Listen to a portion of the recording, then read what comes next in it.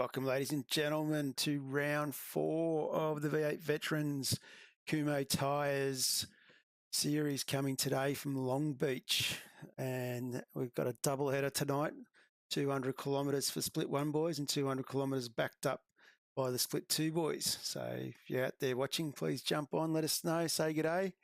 So we'll just have a quick look at the track, of course, with the track guide done for us by Travis, so we might have a quick look at that as jump on into the Shoreline Drive. And so we're coming in to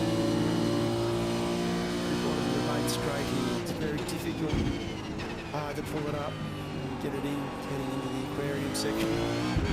Now around the water fountain, this is quite a difficult position here. You've got to back it right off, get it back into second, work hard through there, accelerate up on the chestnut, sorry. These curves definitely know a bit about chestnuts.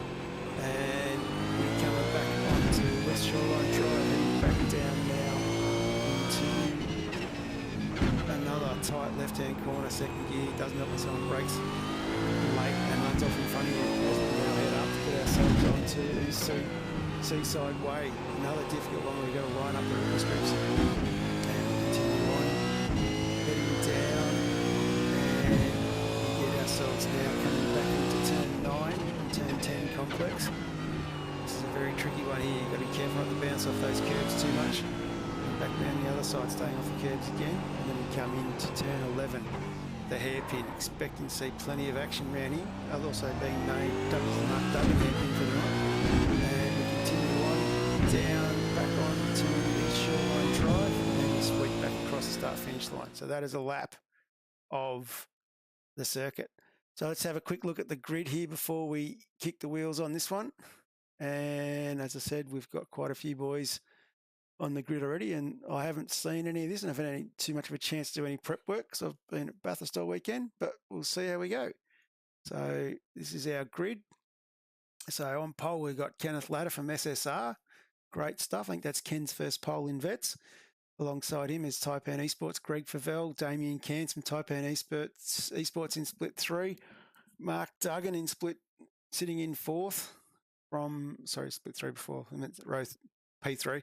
P4 is Mark Duggan from Nova Motorsports, Michael Stewart from Hypersonic Racing in 5th, Michael Taliancic in 6th, and in 7th we've got Dave Kirby, and 8th we have Greg Sharp from Coda Sim Sports.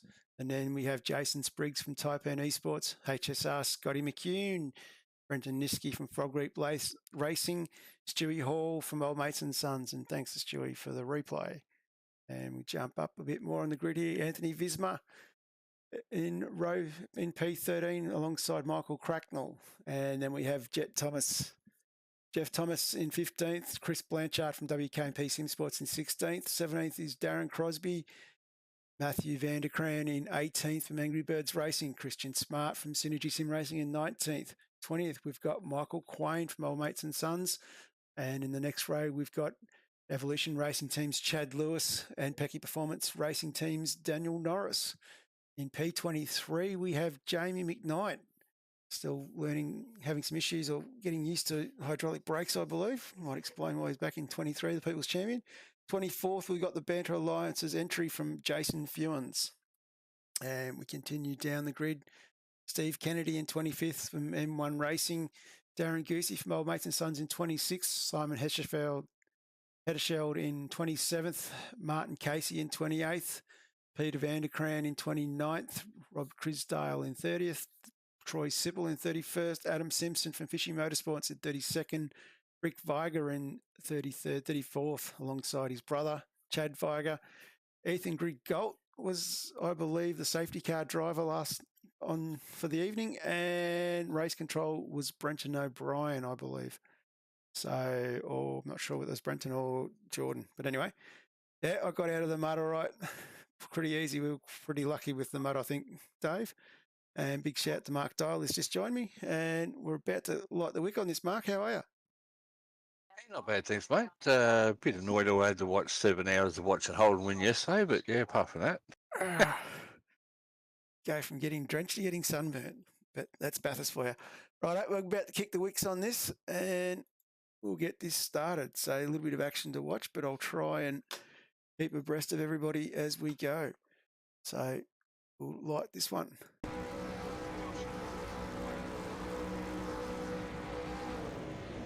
And we're away. Kenny Ladder getting off the line. As we come down into turn one for the first time. Boys all 2-3 car wide coming down. And Kenny Ladder getting through quite cleanly. A little bit of movement a bit further back. We might just jump back. Damien Cairns, he looks like he's tucked in behind Mark Duggan quite well there. So it looks like the top 10 have managed to get through the aquarium section without too much incident. So quite a reasonable start by a few boys. A little bit of movement down the back still. But we'll try and pick up these gaps as they open up as Christian Ladder leads us down through towards Seaside Drive. A couple of comments in the back. Kenny definitely getting off well here. Mark Duggan under a bit of pressure from Damien Cairns. Michael Cracknell also doing reasonably with a good start. Another one of the SSR boys putting a bit of pressure on Jason Spriggs in front of him. And Simon Hedderscheld is sitting in 19th at the moment. So Simon also doing reasonably well for the start there. He's up 8 spots. But at the moment, as we come around through to complete lap one, it's Kenny Ladder coming through the hairpin. And Kenny nicely getting it around. And we might just follow the pack here, see if they all get through the hairpin. Blanchy there already missing a rear. So I'm not sure what happened there. So a few boys there backing it up already. So they're all going to get through by looks, but we might just jump on with Kenny Ladder. He's under a bit of pressure from Greg Favell.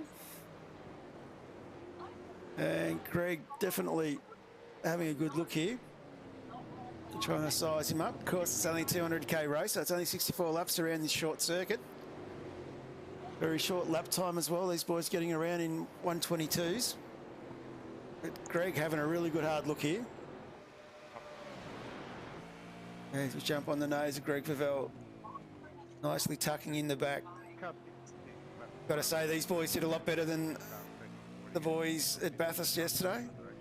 These guys have all managed to get through the first 2 laps without any major incidents. There was one question asked, Mark, how many laps can the safety car do before it needs to come in for fuel? Yeah, well, that's true. The old safety car yesterday got a fair workout. Yeah, I wonder how many times they had to top the tank on. Geez, we might have to get onto our race control, make sure they've got enough fuel in the tanks too, and some of our races. Absolutely. Wouldn't want that to run out of fuel. We would want to drop back. These guys seem to be settling in up front. Jason Spriggs, though, he's putting a fair bit of pressure on Dave Kirby in front of him. So Dave already showing a bit of war paint there. He's obviously had a scrape on the wall somewhere.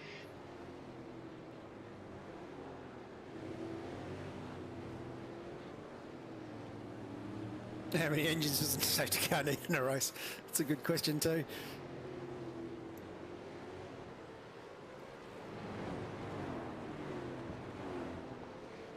And flying through here, it's Jason Spriggs pulling away from Dave. We might just jump down to Robert Crisdale. Robert Crisdale in 17th here. So the G's Frog Leap entry. He's up 13 spots in the 17th. That's a pretty good start. He should be pretty happy with that one. These guys are all starting to settle in a bit here. And Darren Goosey jumping a bit further back. He's under a fair bit of pressure from... putting a fair bit of pressure on Rick Viger in front of him. So there's a few battles already starting to fall. Might just jump back on with Dave Kirby as he gets around the hairpin nicely.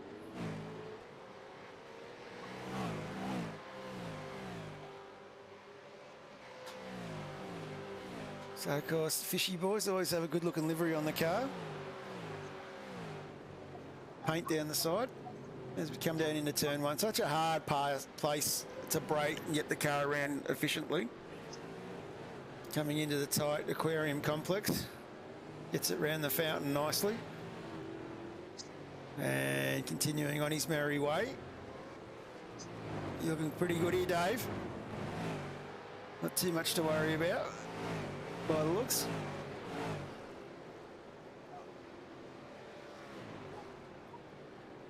And of course, the Fishy Motorsport boys, sponsored by West End Motor Group. And West End Motor Group, of course, home of Parramatta Isuzu Utes. So a big shout out to them for their sponsorship as well.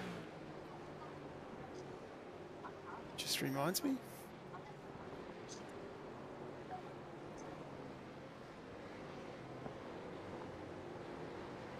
As we come in to the hairpin, we get around that one quite well without too much drama as well. So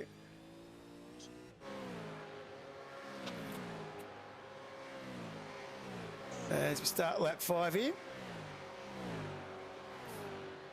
continue on, we might jump back up a little bit further. Greg Sharp in a little bit of a battle here with Michael Stewart in front of him. With Scotty McKean behind him, sorry, my mistake. And great looking livery there on the old Mason Sons interest from Michael Stewart.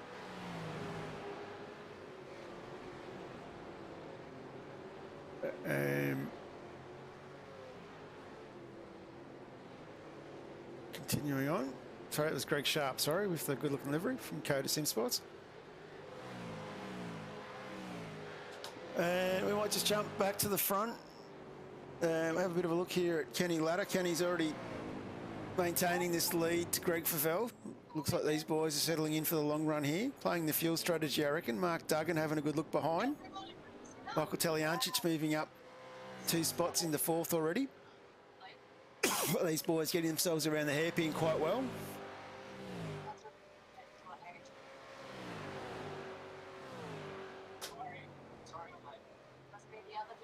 As we continue on our way down here into turn 1, into the aquarium section.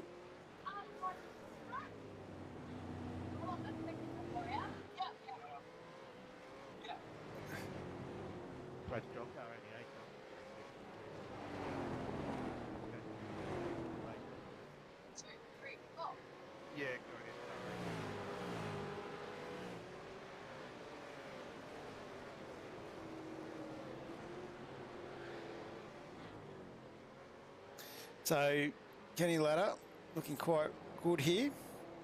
Might jump back through the pack, have a look at a few of the other boys. Martin Casey, another one of the new guys racing this season. Martin putting a bit of pressure here on Chad Viger in front of him. Chad looking a bit loose coming out of Chestnut Drive. Casey having a good look here.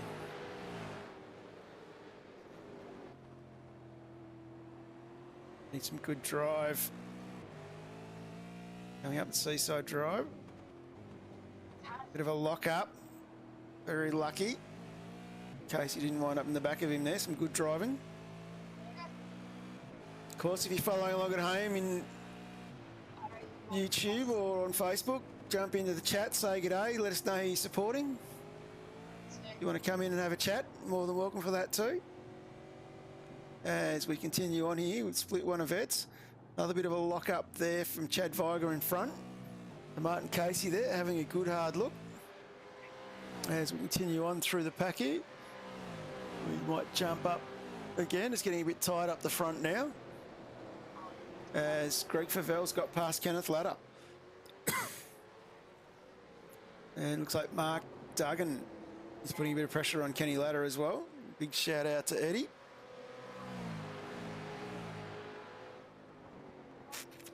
Of course, the V8 Vets League's quite unique, of course, with 120 drivers racing across 3 splits each week.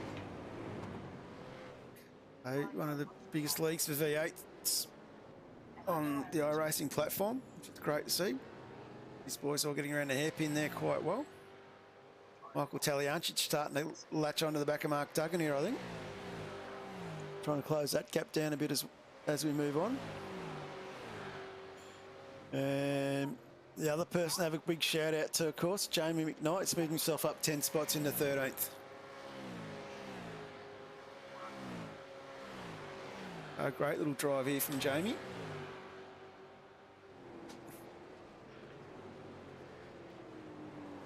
As As lap 8 of 64 completed.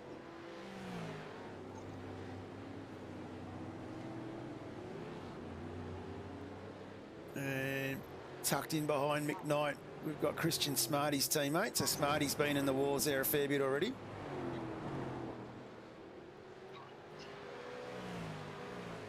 Unfortunately, the replay file, don't get the opportunity to do much replays.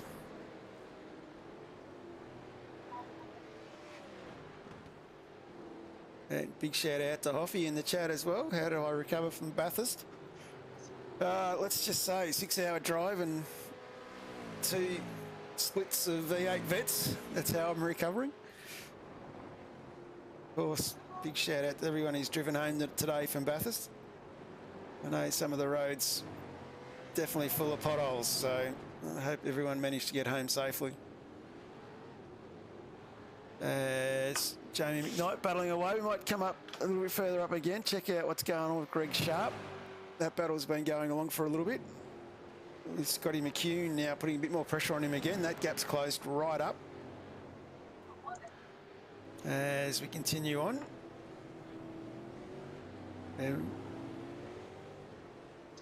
And Michael Quain early into the pits there, so I'm not sure he's gone in for strategy. Chad Lewis just got himself past Daniel Norris. So great little bit of driving there from the ERT boys. It's a great little battle pack here. We might just take this moment here, just quickly throw up a word from one of our sponsors.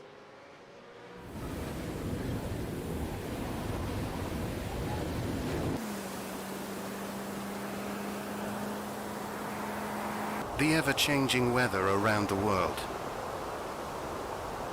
Ever-diverse terrain and roads across the world.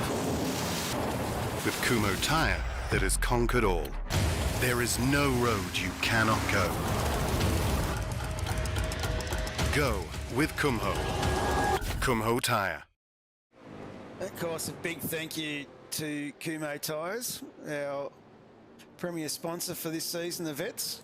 Greatly appreciated and yes, highly very recommended. much so. And Mr. Luke Collins joined us now as well, I believe. How are you, Luke? Good. How are we going? Yeah, good, mate. We're 10 laps in here. Kenny Ladder and Greg Favell have been going toe for toe. They've had a couple of passes. Been looking a bit through the pack. The lead changed a couple of times there, and I couldn't help but laugh, Mark, when someone said, "How'd you go watching?" Was it you, John, saying how'd you go watching all day to see Holden? When I would have thought you'd be used to that by now. Oh. Well, it was good to watch, and I prayed for the day that Holden would never return to the Bathurst track, and I got to see that.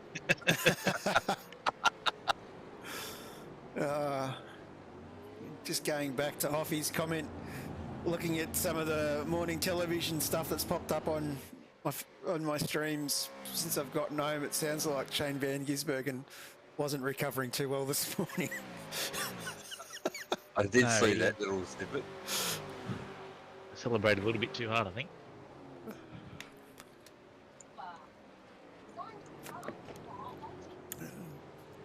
So, yeah, mate. And we want to bring in to join the chat, Jason Fields. How are you, Jason? Oh, Mr. Fields. He's here in spirit. Yeah. Let's might jump on to the Banter Alliance's Gentlemen, 067. how are we? Jason, Here he is. Jason Fields, how are you, mate? Yeah, you caught me off guard. I didn't have my steering wheel turned on, so I couldn't use my mic. There you go.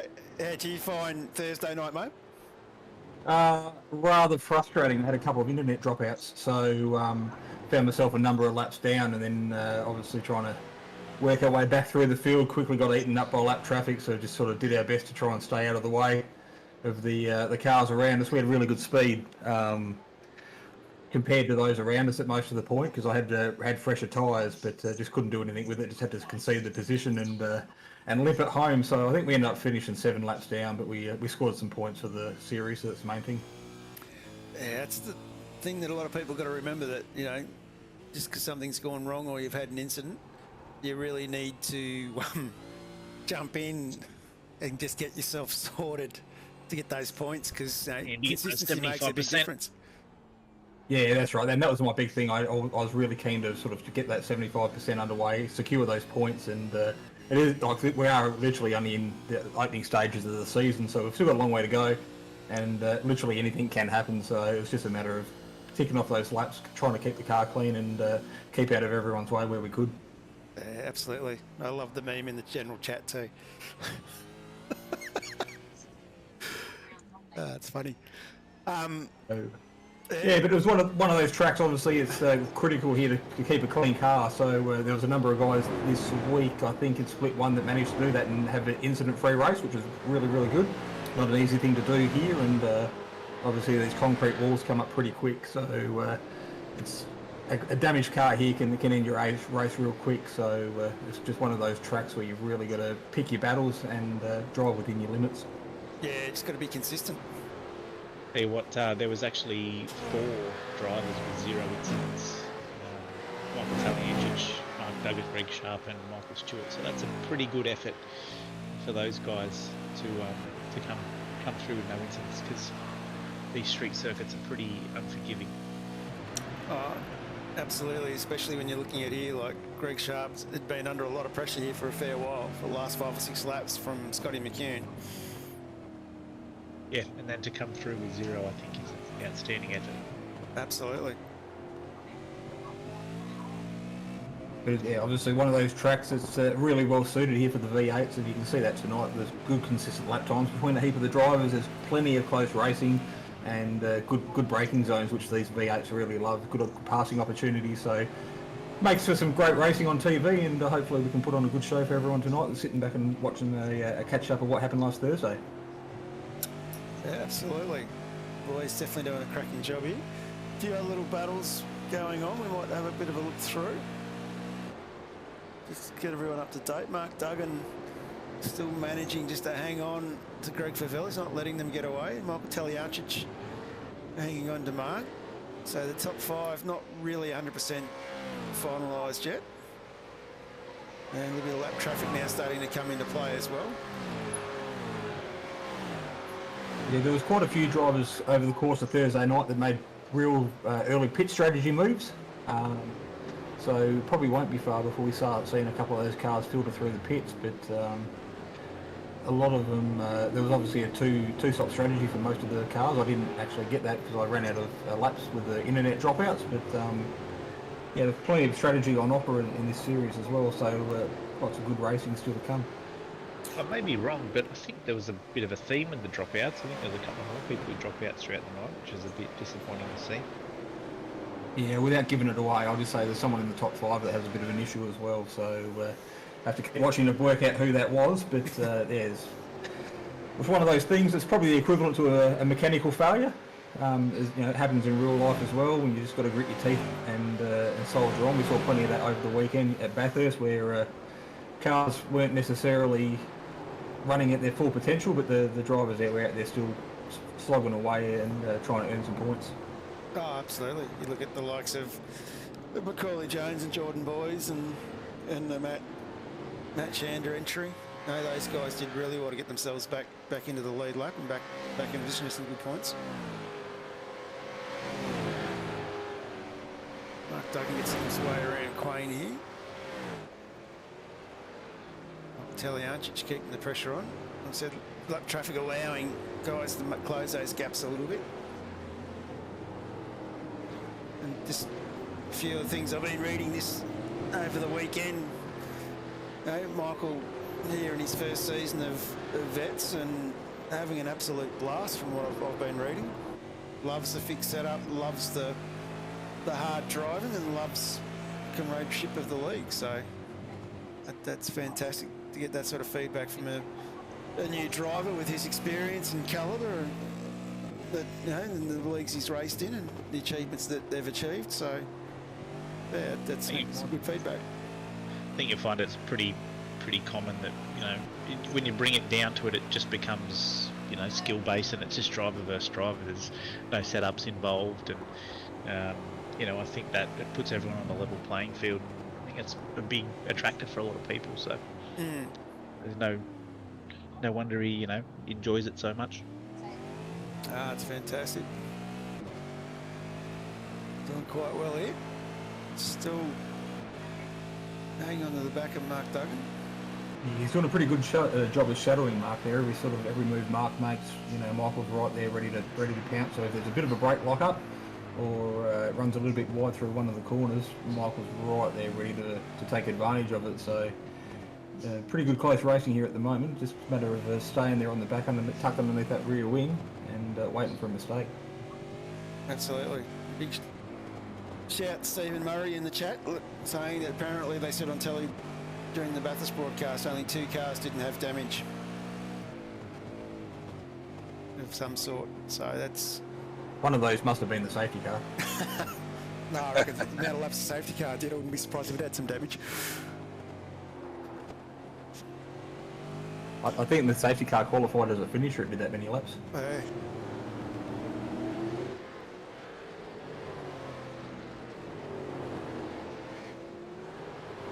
Jump on board here with Darren Goosey from Old Mates and Sons. Tucked up right behind Steve Kennedy. Just looking at all the people around that, you know, the 13th through to 23rd, they're all up 8, 16, 9, 10 spots. There's a lot of big movers there. Absolutely. Jump on board for McKnight. McKnight's under a fair bit of pressure here from Christian Smart behind now. So this will be a bit of a ding-dong battle between 2 teammates. These two usually share one of the SSR cars in the Scops Enduros. So Christian would know every move that Jamie makes as David Kirby ducks in for the pits now. I think Kirby would probably be using his fast repair. Just a little bit. Walk.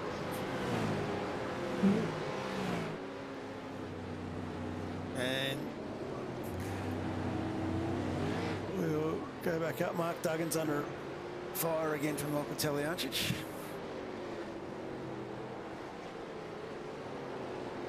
Of course, Mark's an incredible driver when you think of the feats that he goes through. They've raced in the sim each week. The body is beat up as Mark's to be able to sit in the sim for a few hours. No, isn't an easy ask at times. But no, the competitive side of him, he's always here and back at it. So fair bit of respect for Mark. He's also my co-commentator in Vets, of course. Sorry, in East Coast. Yeah, a few people starting to dive into pits now too. Right, Kenny Ladder and Stewie's in. Scotty McCune, Spriggs and Smart all dialed in. So might go back and have a look at another where they're all going to roll out. So at the moment our lead pitter has been Brenton Nishke. He's back in 23rd. And then all these other boys are just dove in. Sips has gone in. Daniel Norris has gone in as well. So a few boys on the move up the order now. So Rob Crisdale, even though he hasn't pitted, Rob's up 22 spots in 8th at the moment. So that's great effort from the Frog Leap Gist racing entry. Let's go remember too with a few of these Frog Leap boys, they're streaming in from New Zealand to race with us. So that's a fair effort in itself as well. I think it's like 1 o'clock in the morning when they finish.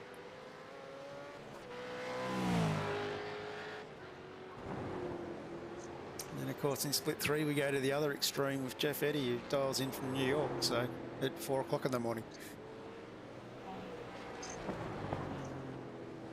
Yeah, that's a serious commitment, that is. Yeah. And I've seen him in a few practice sessions as Rob dials in as well. And look at his P1 now. Just a fuel saver himself.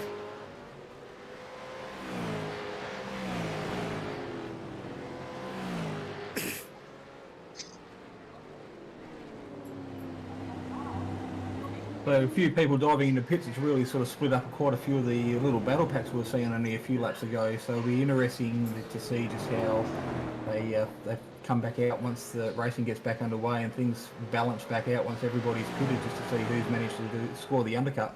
Absolutely. So we'll start to keep a bit of an eye on Kenny Ladder. He was our leader before. And looks like he's going to roll back into that. Still ahead of Greg Favell. Taliancic has jumped Duggan in that pit stop. Got a bit of smoke there. Not sure what that was from. Fishy car in the wall. Don't think so. Looks like everyone's circulating. So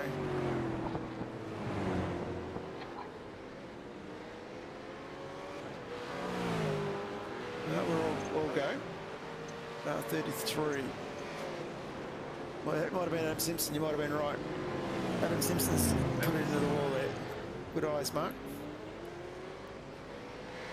Dave Kirby quick to dog in a teammate. And that's a safety car as well that's brought out.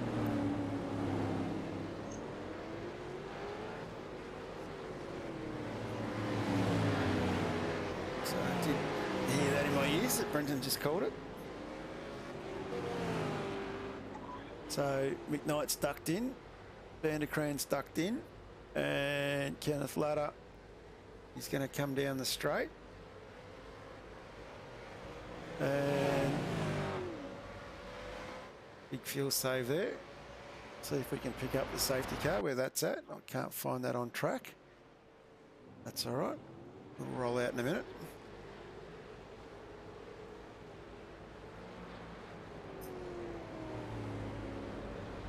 Michael Schrader. We have lost Jason. Michael. Jason's not with us at the moment, so his internet might have dropped out. And we'll see if we And of course, pick up the safety car. I want to make a few comments about our safety car driver. I keep just dropping off. Next car 122 won't be long. It's dropped out again, so not sure what's going on with our safety car. Might be just a replay I've got. No, there it is there in front. Every time I click on it, it disappears. But big shout out to our safety car driver, of course, Ethan Griggold. So Ethan, of course, I think it's Ethan. It is.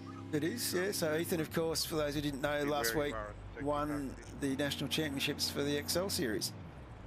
That was a fair effort for Evolution Racing Team to have one of their guys go on and win that series. So that's pretty fantastic, I would thought. So congratulations to Ethan, if any of the RT boys are watching.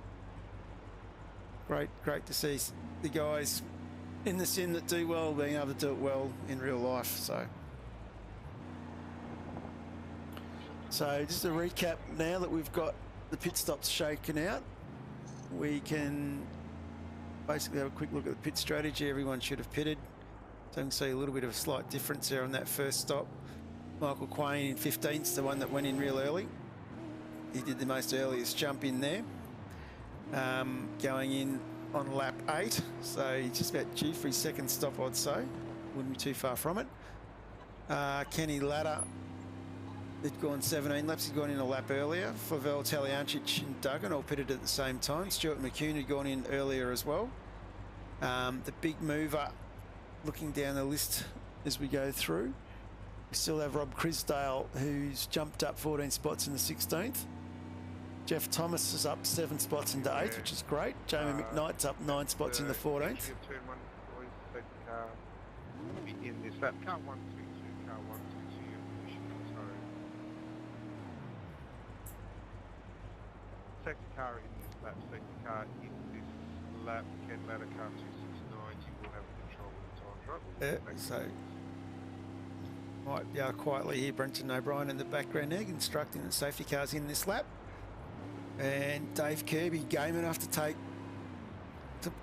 make jokes of the boss, wondering why Whiting wasn't driving the safety car.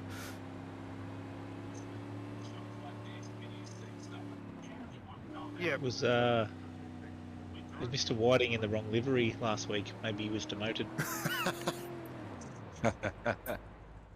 He can hear Ken here saving a lot of fuel. As we jump back to there. Second car point, second car point. It sounds like a safety car. Get better, maintain Your way there. speed, give information on the safety car is in lane. Customers control. God, I was having so much fun here listening to Brenton sounding so official. Pop went the engine in pit lane apparently, that's why we didn't have Whiting in the safety car. Safety car is in the pit, safety car is in the pit battle lane. box. Customers you have control. We're green flag racing. As Kenny Ladder leads us down. Greg Favell having a bit of a look on the inside. Great little start here from Ken, and Greg's gone with him. Taliancic has dropped off that little bit. He's missed the jump. Duggan having a bit of a look in the background there. So definitely a nice fast start from Ladder. Been quite stable and controlled. And have a bit of look further back. Greg Sharp. He's still under a fair bit of pressure from Jeff Thomas behind him. Michael Stewart sitting in fifth. Using all the curbs there. Balin Stewart Foundation entry from Hypersonic Racing. Great looking livery on that machine. Yeah, one of my favourites.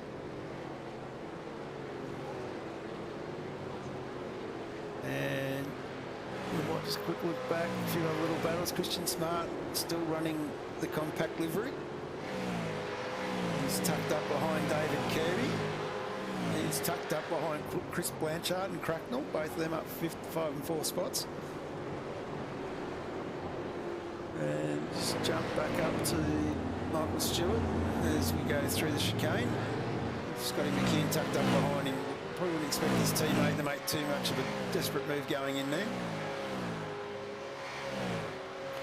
As Greg Favell just sets the fastest lap for the race so far, a 1:18.79. That's a pretty quick time for that lap. And side-by-side racing between these two. This has allowed Taliancic in. Great little battle here.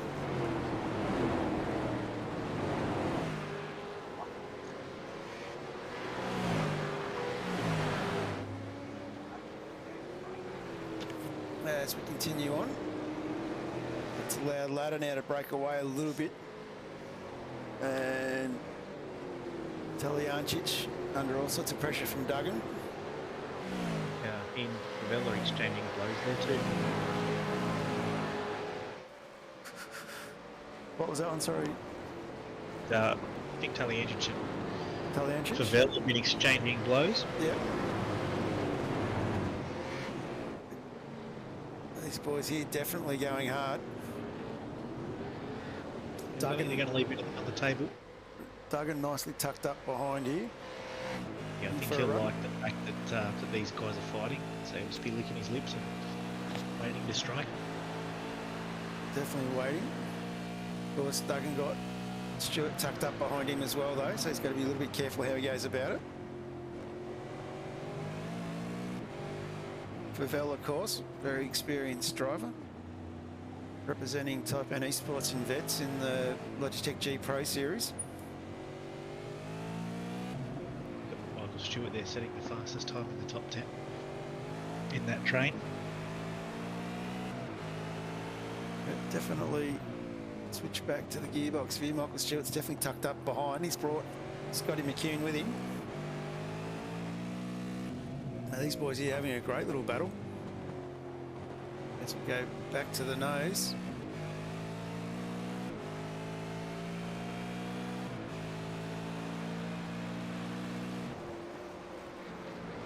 And of course, the concrete jungle of Long Beach does make some interesting driving. It's a very flat circuit. Would reminisce of Belle Isle. Yeah, very much. Just has that little bit of extra history about it, of course, being an ex-Formula One circuit as well. Some slight modifications done in the kart then IndyCar era to where it is today. I think iRacing may have modified the track as well. I don't think there's a launch pad into space anymore at the last hairpin there. Yeah, that was funny. Yeah.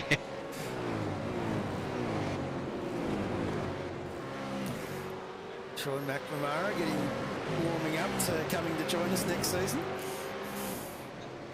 Yes, he expressed a bit of disappointment that he wasn't 40 a bit sooner at the start of this season, so it's going to be another high quality competitor thrown in the mix. So I expect we're going to see him up the podium in the split one as well. Of course, Michael Taljancic is the story of this season, isn't he? Race one on his 40th birthday with a win. I think there'd be too many blokes to be able to say they won on their 40th birthday in vets. You only get 4 chances a year at that. Odds are very slim. Right, let's go back a little bit. Kenny Ladder is back in 16th. So, not sure how Ken's got himself there. Winston dropped back on that mistake. Battling his way through. Definitely a fair bit of pressure here with this group as he's tucked up behind Michael Quain and Rob Christar behind him. We might just scroll back a little bit further with some other battle packs. Up 9 spots in 24th, Rick Feiger. Rick battling out pretty hard here, trying to track down Steve Kennedy in front. Darren Goosey from Old Mates and Sons hanging on to the rear of this pack.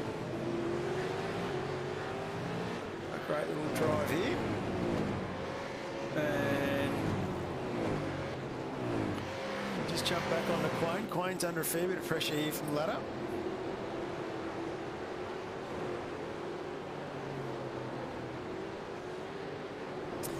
Steve, yep, straight after this one we're going to do split 2, and then Wednesday night the Drivers Lounge at 9 o'clock for split 3, so the other splits will get broadcasted as well. Of course, just filling in for Luke and Cam at the moment, just making sure we get some coverage for split 1 and split 2, so I apologise to my regulars in split 3 for not getting on tonight like I promised, but we'll hopefully get there and get it sorted soon. Thank you to John for stepping in. Certainly not my voice you want to hear for the next 2.5 hours. And look at this. Oh no. That's not pretty. We'll leave that one to race control to have a look at. Sure, Brenton will put the microscope on that. Dissect it, replay it, look at it again from a different angle. Looks like when he got up the inside there, might have just locked the brake. Didn't really have anywhere else to go. And we'll jump back up the front now. So Mark Duggan still right up behind Michael Taljancic. These boys battling away really well.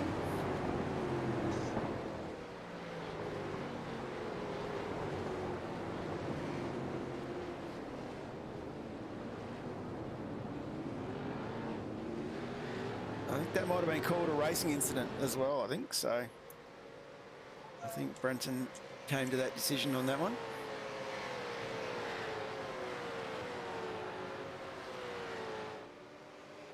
No, I'll rephrase that. That was a pit lane penalty. The car 57. Contact lost rears turn 1.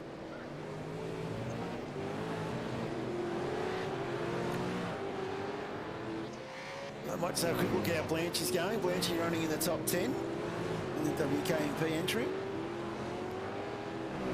Cracking drive here. Dave Kirby tucked up behind. Jason Spriggs and Michael Cracknell and Jason Spriggs in front of him.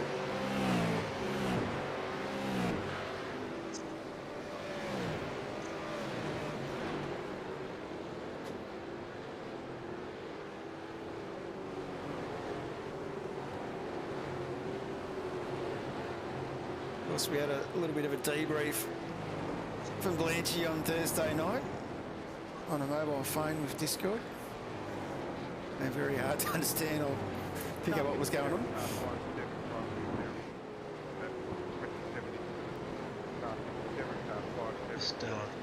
Just looking there, Vanderkran's up into 17th spot, up 12 positions. He's doing pretty well. It looks like he's pretty close to Chad Lewis. Pete definitely moved up 12.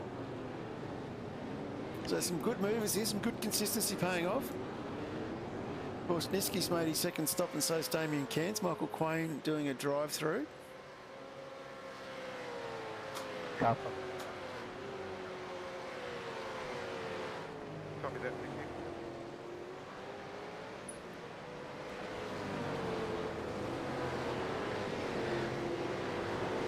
So continuing on, he's sitting on Peter Vanderkran, up 13 spots.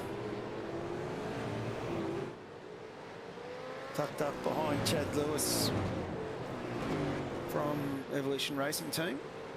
And he's going to jump back up the front. Michael Stewart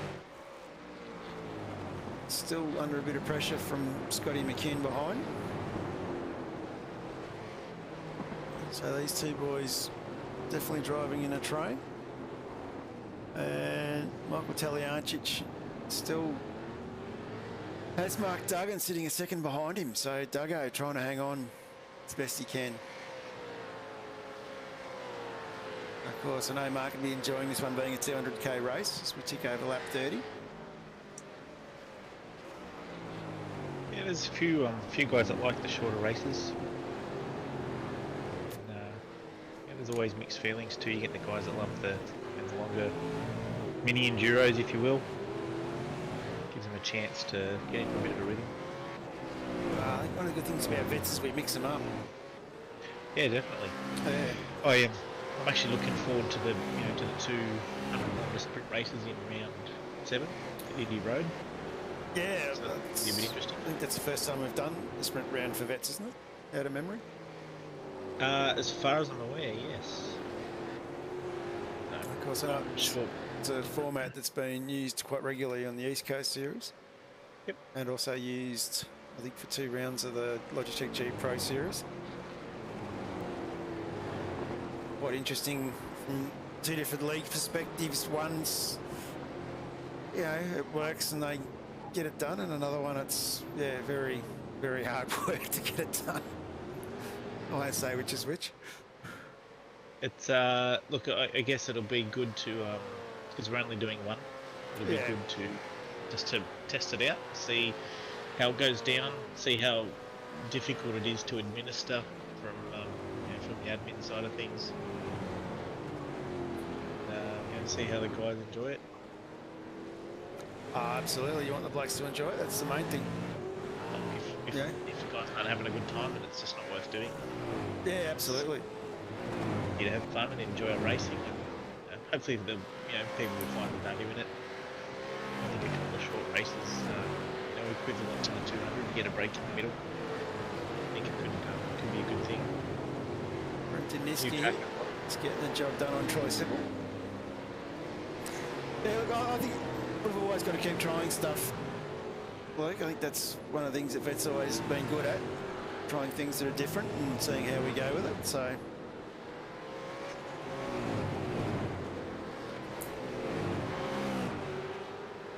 Rick Feiger and Steve Kennedy still going toe-to-toe with Darren Goosey in their mix here as well.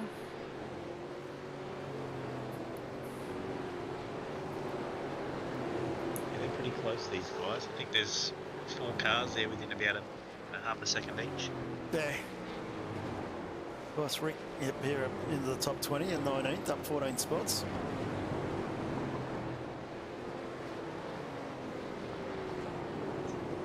Who is the first of the 2 stoppers so far? First of our 2 stoppers so far is Brenton Niski. So let's bring up the.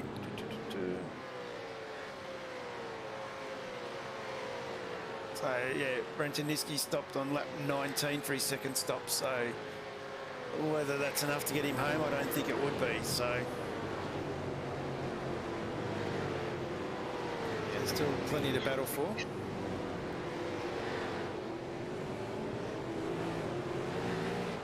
And of course, those watching at home, if you're following along, let us know who you're supporting, and we'll give you an update on how they're getting on. So we might just jump back up to this Rick Viger battle.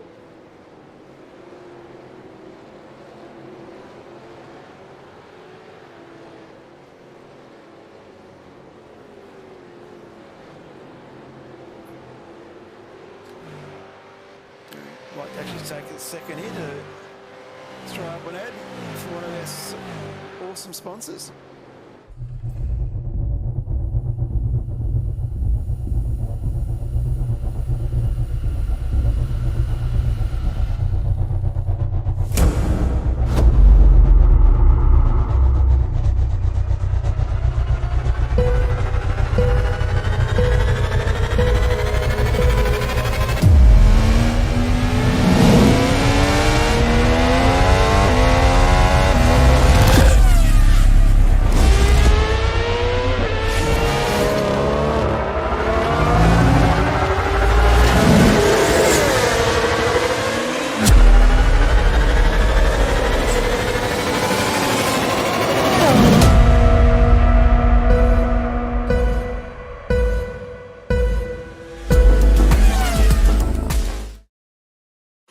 Of course, big thank you to the boys at Logitech G with their new True Force wheel, donating one as a prize to the league's best and fairest this season, which is a fantastic prize. It's a fantastic sport from the boys at Logitech. And of course, the equipment that Scotty Gamble used to win Split 1 last season. Scotty missing tonight, of course, from this race. Yep, the gear that he used to win last season. So definitely has to be pretty good if people are winning vets with it, and highly recommended. And I think if you get into the setup, into the equipment page, I think you can find that Scotty's even got a link to a great package with Soldier on, and I think for everything you purchase using the voucher code, I think a donation gets given to the Soldier On Foundation, which is a great cause. So check that out somewhere in our Discord setup. Yeah, Equipment. I think there might be some. I think there might be some links for a discount as part of that. So keep some for yourself and donate some to a good cause. Absolutely. As we continue on now on the start of lap 34. So the boys definitely ticking it over. We might do a bit of a recap. Greg Favell is still our race leader. He's out to a nice 22-second lead from, oops, I hit the wrong button there, apologies. He's out to a nice 22-second lead.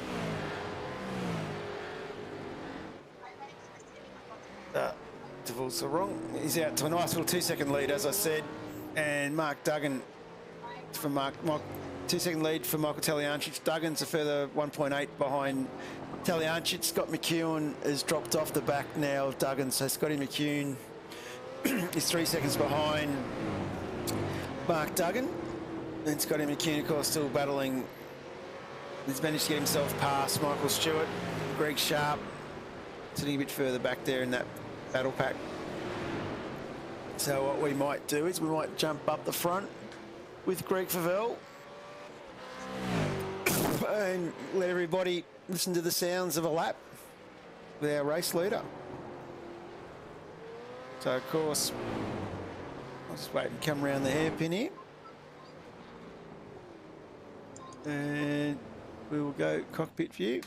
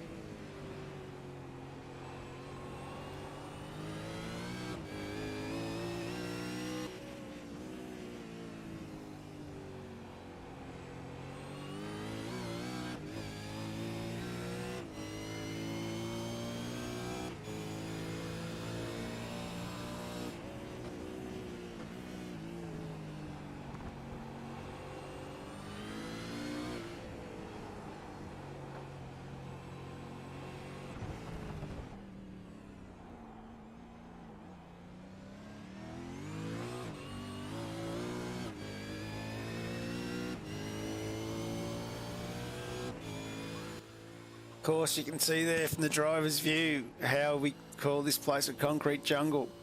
Walls either side. Greg using all the track as well, using all the curbs. Nicely brings it through. Very tight and twisty as we come through the aquarium section. Flips the curb just, puts it right out to the wall. Using the ripple strip here, same thing again, out to the wall. Very consistent, smooth driving.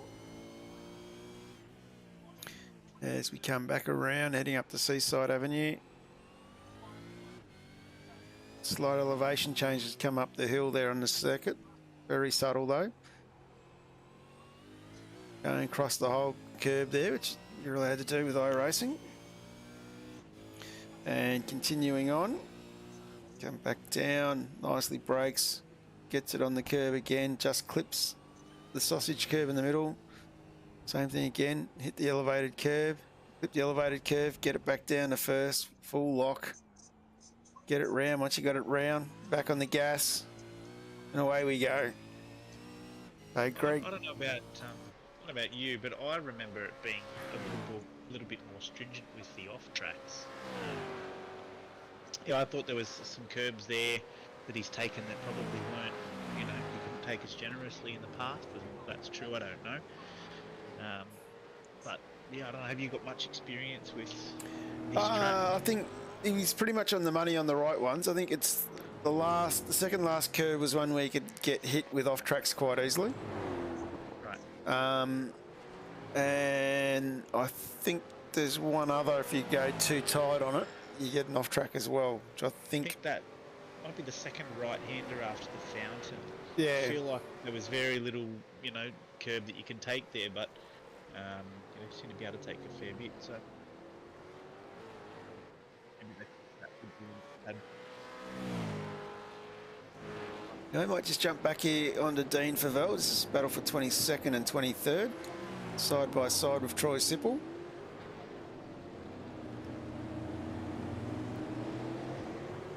And of course, Kenny Ladder's back here in this battle as well.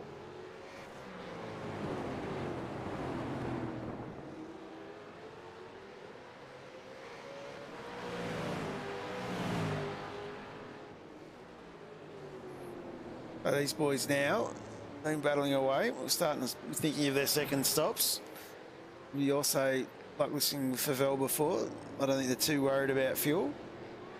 So I think these boys will start racing pretty hard towards the end. And particularly towards the end of this stint, I think. Because positioning will be key for ensuring they get a good run out of the pits. Yeah, I think that they're going to be working now and the numbers in their head and their track position where they want to be at the end of this pit stop. Because I think that's going to be a big thing for the guys is where they come out. That pit lane exit. Well, Favell's just dove in, so he's the first one to blink. So Taljancic is now a race leader. And see, he may have been sticking behind there, saving quite a bit of fuel. So it'll be interesting to see where he comes out once he does finally decide to dive in. Absolutely. I'll be interesting to see who else is the next to dive in. So Greg dropping down the leaderboard at the moment. He's down about 17th, 18th as he's coming out of the pits. So you'd also have to question how much traffic he's just put himself into as well. The other thing you've got to have a good factor for here. Traffic will slow you up as these boys go another lap into the aquarium section.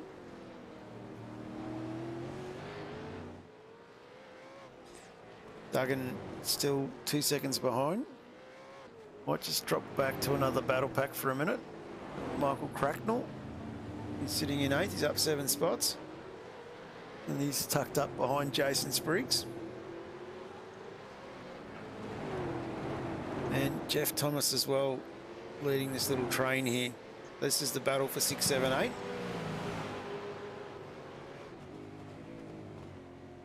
So great little drive from Michael.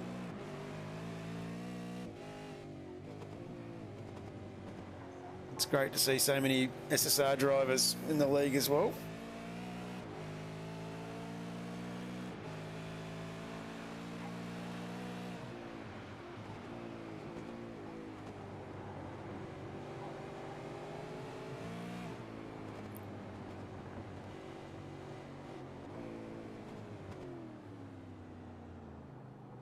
It all the way back around, gets it in.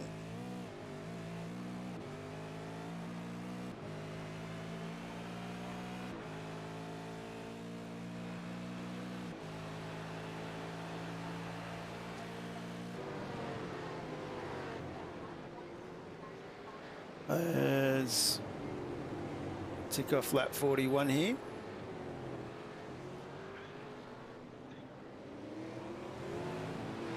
Might just have a look. Daniel Norris. A little bit of a battle here with Peter Vanderkraan. As Chris Blanchard and Darren Crosby and Damien Cairns all blink into the pits as well. But Daniel getting the job done here, moving on.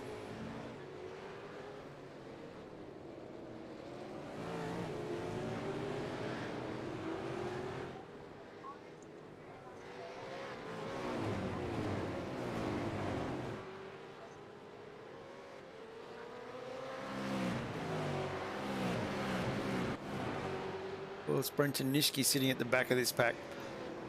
That's a nice little long train we've got. From 13 down to 17.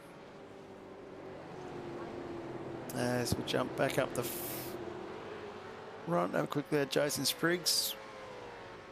Taipan Esports under a bit of pressure from Michael Cracknell still. It's lap 42 or 64 done.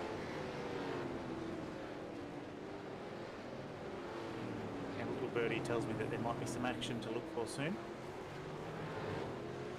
As Jason Spriggs. A little bit of action behind. A few more pit stops going in. Chad Lewis, Ryger and Chris Dale. As might just jump back down a little bit. Damien Cairns, he's one of our two stoppers that's come out. He's under a bit of pressure, chasing Darren Crosby in front of him. And Jason Spriggs is still under pressure here as well. This battle before. So Michael Talianchis at the moment is 15 seconds out up the road from these guys, but he's 2.5 seconds ahead of Mark Duggan. He's 4 seconds ahead of Scotty McCune. So there's a bit of a gap with the leaders. That's why I'm sitting back here for these guys. Trying to keep where some of the action is. Some good, close, tight racing.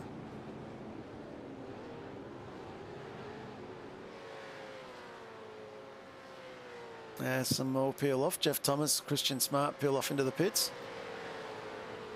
So Jamie McKnight now moves himself up 15 spots into 8. A great little drive. And Bruce McLeod, I've missed that one, Bruce. Sorry, mate. I didn't see who went into the wall. Completely missed it.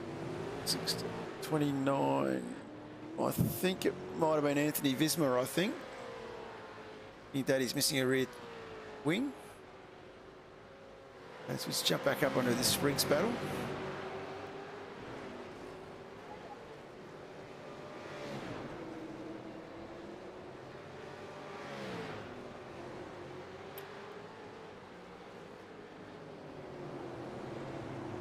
So of course these boys here be looking for the pits very shortly.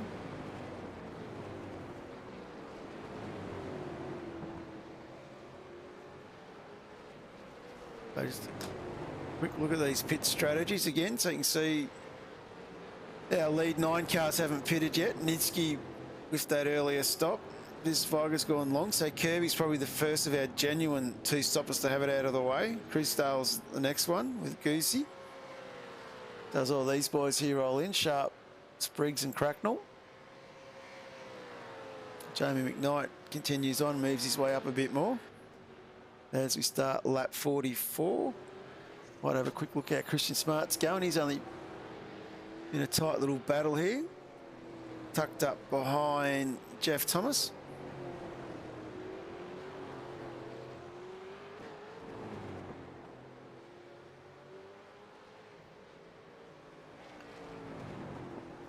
Come back down Seaside Drive, heading back now around towards our last corner.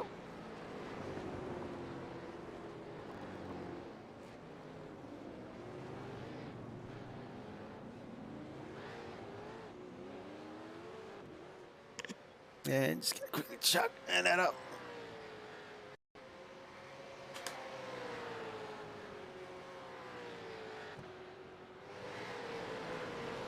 Oh, we've got an accident here. Chris Smart, that's into the wall. That's a pretty big accident, that one. Just not long after he got his boot fixed by the look.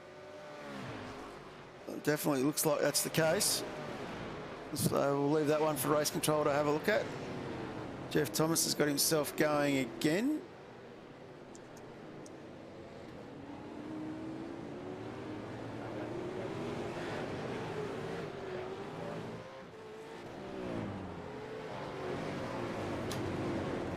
Let's continue on.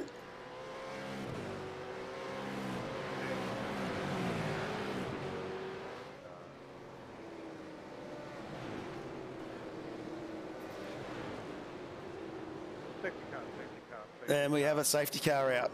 So let's throw that safety car out. We'll let everything settle down here.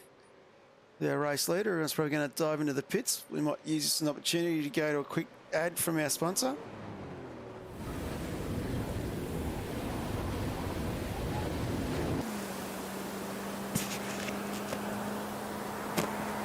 The ever-changing weather around the world. Ever-diverse terrain and roads across the world. With Kumho Tire that has conquered all. There is no road you cannot go. Go with Kumho. Kumho Tire.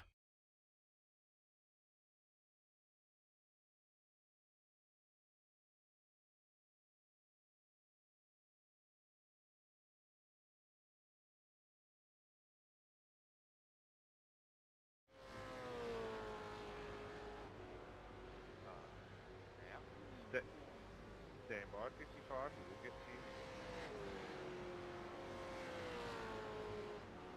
Yes, 55, you can proceed past safety car. You're at 67 requesting the pass as well. Stand by.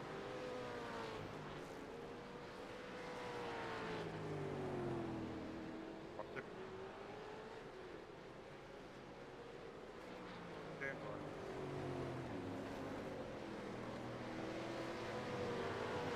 Sorry, I didn't realise that we're back there. Looks like we're on board with Alianchich, who's taken the lead.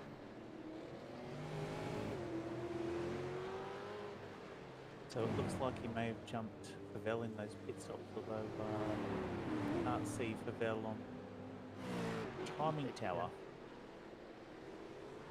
Yeah, I don't know, Mark, maybe that's one of these guys we should be looking out for with the internet dropouts. Yeah,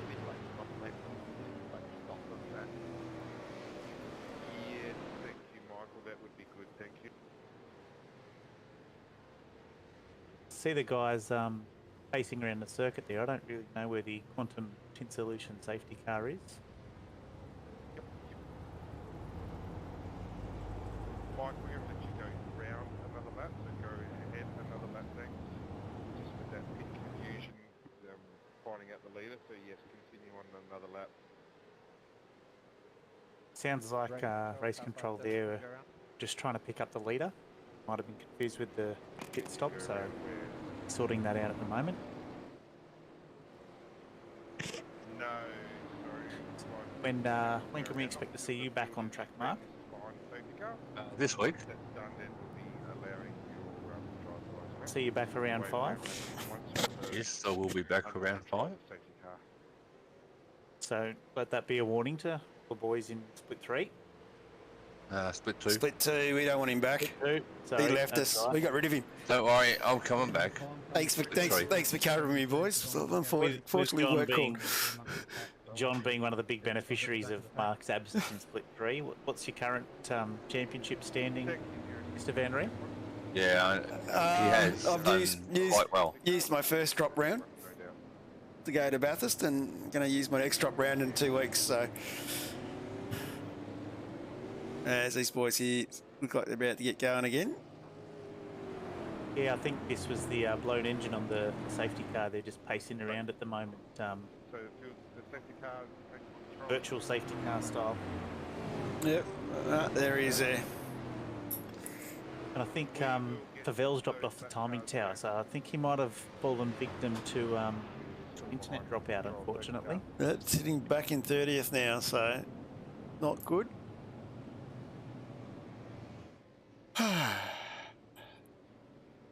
As we continue on.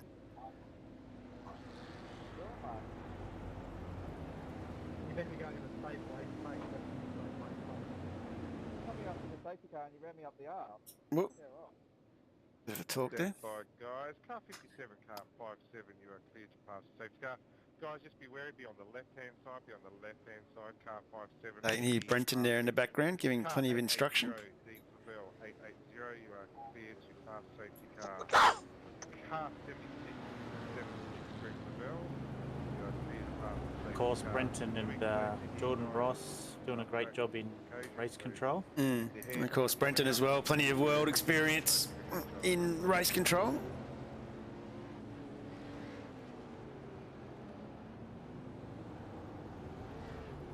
Quite well experienced. Be pretty chuffed about Ethan Gold's recent real world racing victories as well. He's very chuffed when I spoke to him last week. 067, you are 5 laps down and not able to, I do apologise. As Not able to get out of sequence.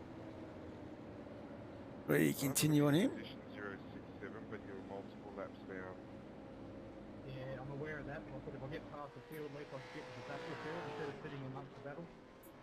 So of course, lap 48 here, about to get going again very shortly. If you want to do that, that would sort that problem out for you. Sorry, I missed that.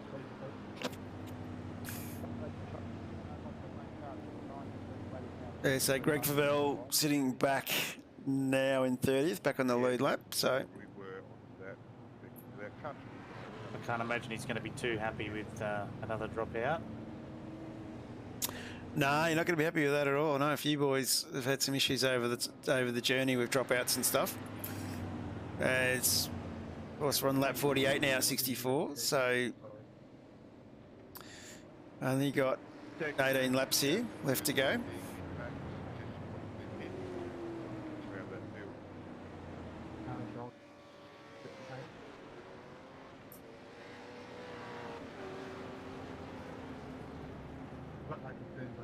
So some of the big movers now, like everyone's going to settle down, everyone's got their second stop out of the way. So the big movers we're seeing on the track are Peter van der Kroon in 13th, up 16 spots. Darren Goosey in 12th, up 14 spots. Jamie McKnight sitting in 6th, up 17 spots, which is a fantastic achievement. Well, he's done quite well there with that first safety car. So a lot of the guys pitted under Safety car is pitted under green and safety car is in managed that to safety car, you may proceed stop out away on the where safety car. So he'll be no car doubt 21 wants chuffed to about that. Yeah, definitely would be chuffed. Rick Viger up 16 spots in 17th, another big mover. As these boys are about to go green here. As Safety car is in pit lane, safety car is in pit lane. safety cars in pit lane, so we're green flag racing. Might just keep a little bit of an eye down the back at Greg Favell here. As we start lap 49.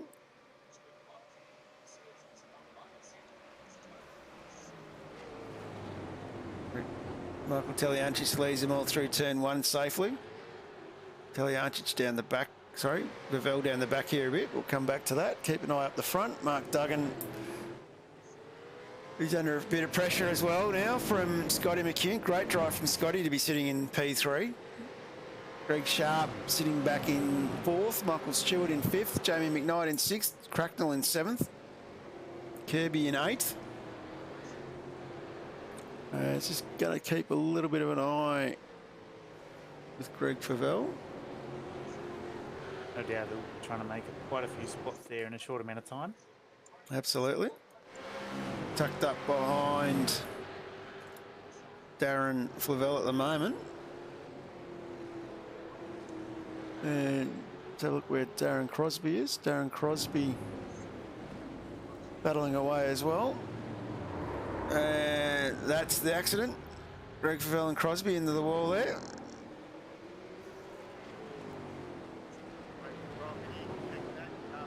Let's jump back up the front on the Mark Duggan as he hunts down. Someone have a look at that. What that was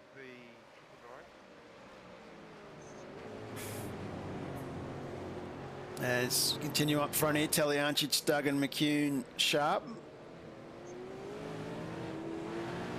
Michael Stewart starting to drop off a little bit, and so is McKnight from this battle.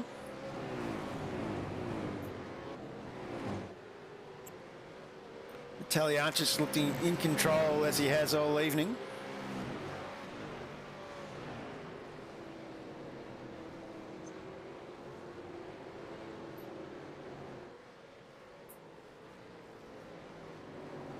Of course, safety car definitely bunching these guys up, and I think all these guys up the front here have all pitted around the same time as well, so their strategies aren't too different. So you can see Taliancic, Duggan, McCune all pitted after 18 and 27. And of course, McCune had gone one lap earlier, but he's pitted at the same time. Sharp's gone 18 and 25, so he pitted a lap earlier, so Sharp will be on slightly older tyres. I think for Sharp, him trying to save a little bit of fuel and tyres there is probably going to help him out, having these guys up in front. Absolutely. And Kirby, of course, and Cracknell running slightly different strategy. So you can see if Dave can hang on to a top 10, it'd be a great result for the Fishy Motorsports driver.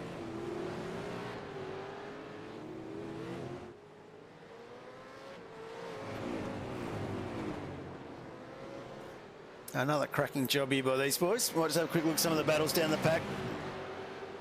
Just quickly on that too, anyone that wants to have a look at Dave Kirby's streams and Harlan Motorsports, go and have a look there. His streams are always top notch.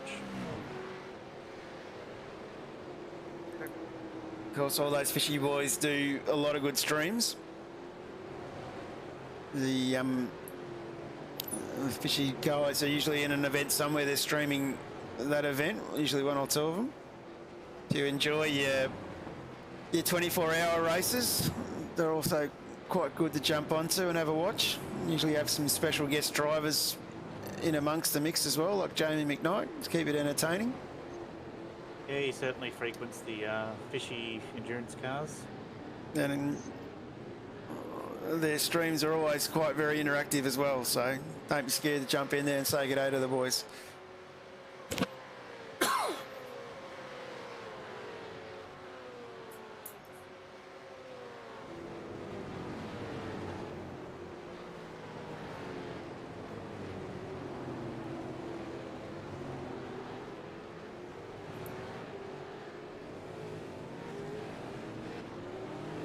It's continuing on here nicely. Chad driving for Evolution Racing Team. Nicely tucked up behind Darren Goosey from Old Mates and Sons. And then One Motorsport. Sorry, not in One Motorsport. Jeff Tyron sitting in front of them.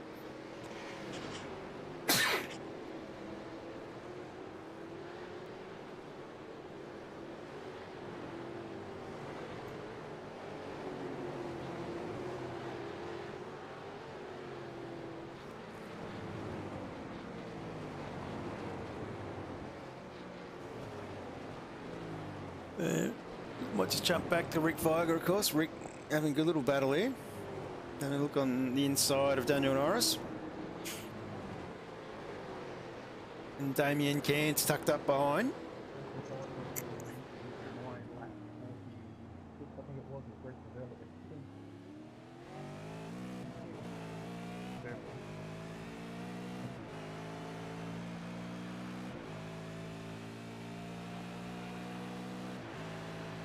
But you can see how getting good drive out of that last corner is so important at this circuit.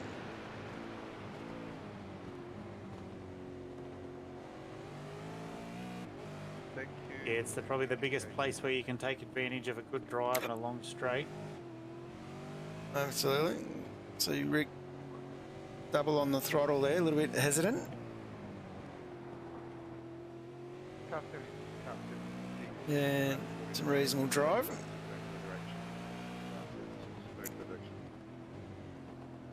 Car 66, sorry. Nicely working his way.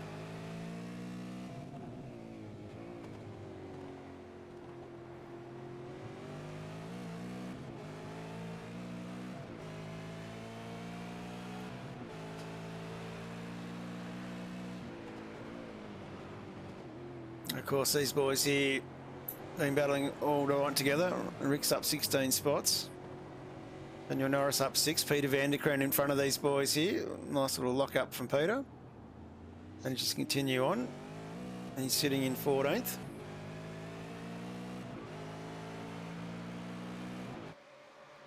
This might just jump back up the front. These guys are in close battle here. See how the helicopter can pick them up amongst the buildings. But Taliancic up 5 spots. Nice half a second lead for Mark Duggan behind.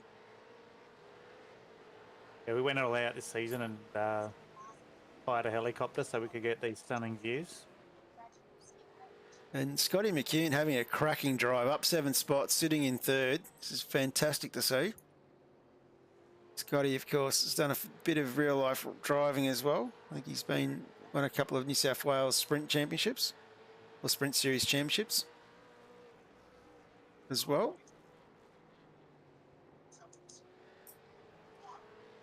Duggan definitely having to keep a close eye behind, making it a little bit harder for him to attack up front. In through the hairpin, get a good appreciation of the speed there. As we might quickly jump on with Scotty McCune. Actually, no, we might jump on with Dave Kirby. Seems we've been having some fun with him. And we might have a look. We might just go and throw up the dashboard so you get an idea what sort of speeds these guys are doing.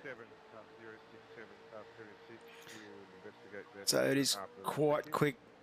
As you can see, you're getting 270 Ks coming down the end of the main straight, all the way back to second into 100 Ks, 120, 130, all the way back again to first, down to 85 Ks, 60 Ks. I think, see, it's a track where you've really got to be good under brakes, let the car flow, be able to get some good drive out. As we now continue from 95 Ks back up. Some great driving by Mr. Kirby here, keeping plenty of pressure on Michael Cracknell in front of him. People's champion Jamie McKnight just in front of these two. Jamie having a cracking drive, sitting in 6th at the moment, up 17 spots. Rob Crisdale back in 10th, up 20 spots. This is fantastic to see some of these guys work through. Amazing. Particularly with the calibre of this field. All these guys up here in this level are very quick, very consistent. And you can see into the hairpin here. Speed drops right back to 40 kilometres. That just gives you an appreciation when you can see that we're back at 40 Ks of how slow we are coming through that hairpin. There really isn't any room for error either, but it's very easy to tag that inside ball. Absolutely. It's turning so hard that it's almost to the point. Greg Sharp has just managed to get his way around Michael Stewart now, so he's 4 seconds back from that podium position. 8 laps to go. There's plenty of time still for anything to happen up in front.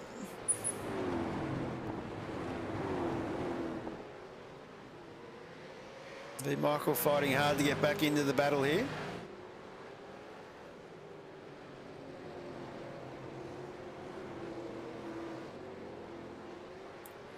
Some great little drives going on.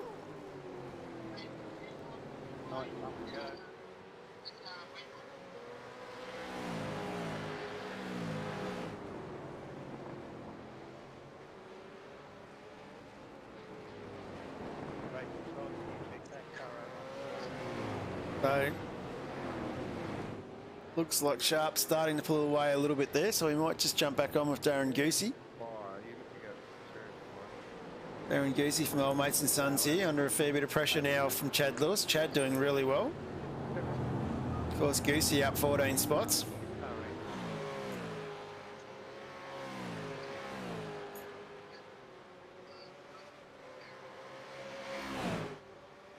as looks like Goosey's going to get through on Thomas. Thomas missing a bonnet there, so that's not going to make it easy for him.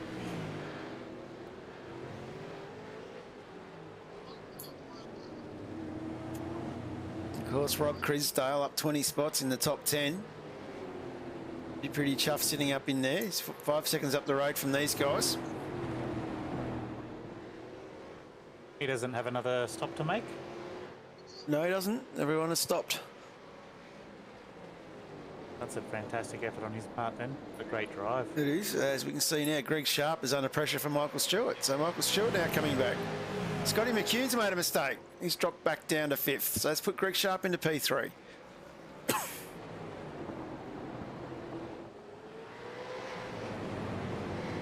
We might stay with this. This is a great little battle building here. This battle goes all the way back to 10th.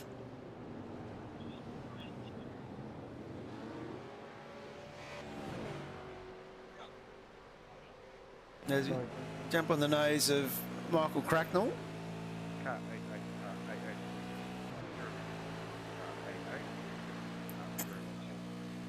And Cracknell having a bit of a look in the inside there. Swings it back around.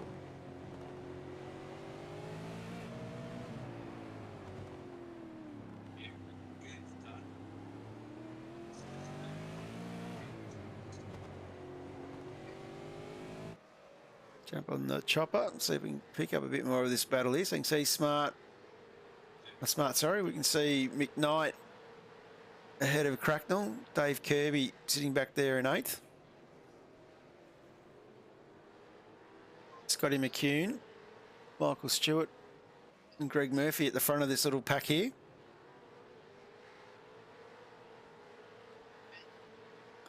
So not sure what the mistake made by Scotty McCune, but he looked fairly set there for 3rd spot, so I think he'd be a little bit disappointed in himself. Sharp now working very hard to hang on to it.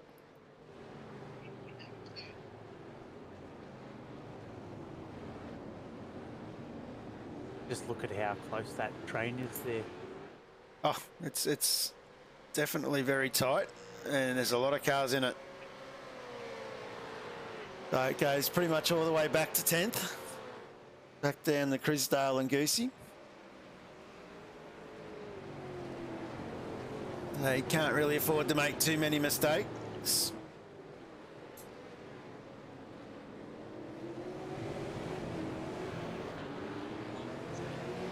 And of course, Teliancic, Duggan and Sharp definitely cleared out a little bit now. They're about 9 seconds up the road from this battle. It's Damien Cairns managed to get his way past Rick Viger.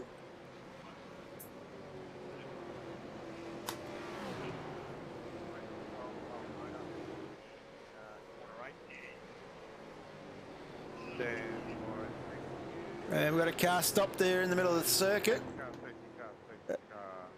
And we've gone to a 3rd safety car.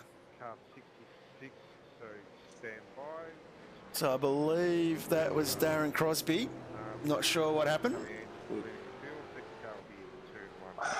But he's not going anywhere, so a little bit disappointing. Things up to the end of the race there. We've got 5 or 6 laps to go, is it? Yep, absolutely. Only 5 to go. I think anyone that had any fuel concerns, it's probably out the window, and it's going to be a flat-out sprint finish. Absolutely. As we pick up the safety car here.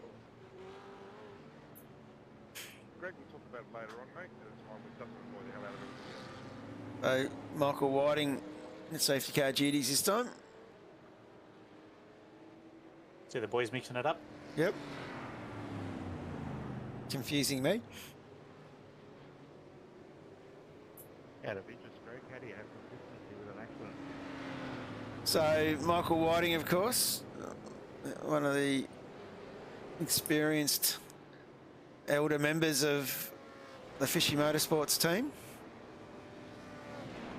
So it's quite unique when you think about the setup we have with our split one, where we've got one of the most experienced people with Evolution Racing Team in Brenton O'Brien, and then we throw in Jordan Ross from Synergy Sim Racing. It's a pretty fantastic group we've got running this league, for split one. So yeah, you got to really say to yourself, it's pretty special. It's a lot of experience, you know, both real world, like you covered before, and sim racing that we've got adjudicating split ones. I think it's pretty special. You are more than welcome to pull over to the side and go through the pits, but you're 7 laps down, not many laps to go. Just to answer your question, Steve, it's normally 3 laps, I think, is when they tend not to do it. So I think that's why they've gone for it. So I think that's the story there.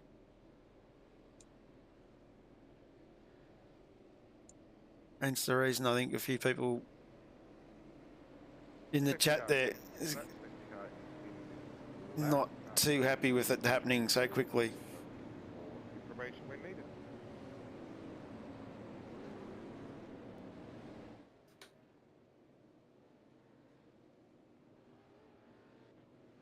I think there's a little bit of contention about this safety car, but at the end of the day, race control did the right thing. Absolutely. Race control doing very well here, being very professional about it and just getting straight into it. So, yeah, and I think there's a bit of talk going on about a few things with guys back chatting race control and stuff like that. And the guys, it's just these blokes, myself in another league that I'm involved with, we all do this in our own time, and it's not pleasurable when you get questioned and back chatted, and it makes you question why you do it, which is not what we want happening, because we need these guys doing these roles for us to make our league as good as what it is. So look, it's the volunteers that are literally the lifeblood of these leagues, and no one wants to volunteer their time to cop a gob for a decision that they've made, right or wrong. Absolutely. They're doing what they do with all the information they have at the time. Like I said, right or wrong, whatever the decision is, that's why we have a protest system in place. And if you don't like the decision, you have the right to protest it. You stand by your guns, and you think that you were hard done by, put up your points and get reviewed. But wait until after, like I said, protest it, do it after the race, where you've got a chance to go back, look and review and make those decisions, because a lot of the times you're making reactions from things that are heat of the moment. Yeah, that's right. No one likes being spun. No one likes being involved. No one even likes being at fault in an incident. It's very easy to get a little bit hot-headed when that happens. So we've actually tightened up, and the rules have changed a little bit now, and the guys in race control have got the ability to be a little bit more harsh when handing out penalties for back chatting. So hopefully the guys just acts as a deterrent. They think about what's gone on, and maybe just hold off that push to talk button. Think about it, let things digest a little bit, and if you've got something to say about it, then most of the guys in race control are happy to just have a quick look after the race and go through their point of view. Oh, and that's exactly right. It's when you got time to look at it and dissect it, then you can really understand it. Look, it's always easy when you're just in the cockpit view to be able to make a quick judgment, but you can't see what everyone else can see around you, and that's the advantage of having a race control. And especially when you throw in netcode as well. Look, it's as realistic as we try to make vets and a lot of sim racing leagues. It's it's never going to get any better when you've got 64 cars, or in this case 45 cars all on the circuit. One server trying to deal with all that information in thousandths of a second in order that we can have close door-to-door racing. It's never going to go away. Absolutely. Something you've got to get used to. Yeah. So Michael Talyancic here, nicely out to a reasonable little lead here. The top three definitely got the jump on the restart, and looking quite well. As we jump back on, Duggan sitting in second spot, Sharp sitting in third. Scotty McCune's bounced his way back to fourth. So that's a great little drive there from Scotty to do that. Scotty's still under a bit of pressure from Michael Stewart. Jamie McKnight still sitting in sixth, up 17 spots. So McKnight is under a bit of pressure from his teammate Michael Cracknell behind. Dave Kirby still in the top 10, waving the flag for Fishy Motorsports. And sitting behind him is Jason Spriggs and Rob Crisdale. Rounds out our top 10. So we're on the penultimate lap now. We're starting to come towards the end of this race. There's a few little battles down the back, but we'll have a talk about them in a minute. So definitely some great racing going on.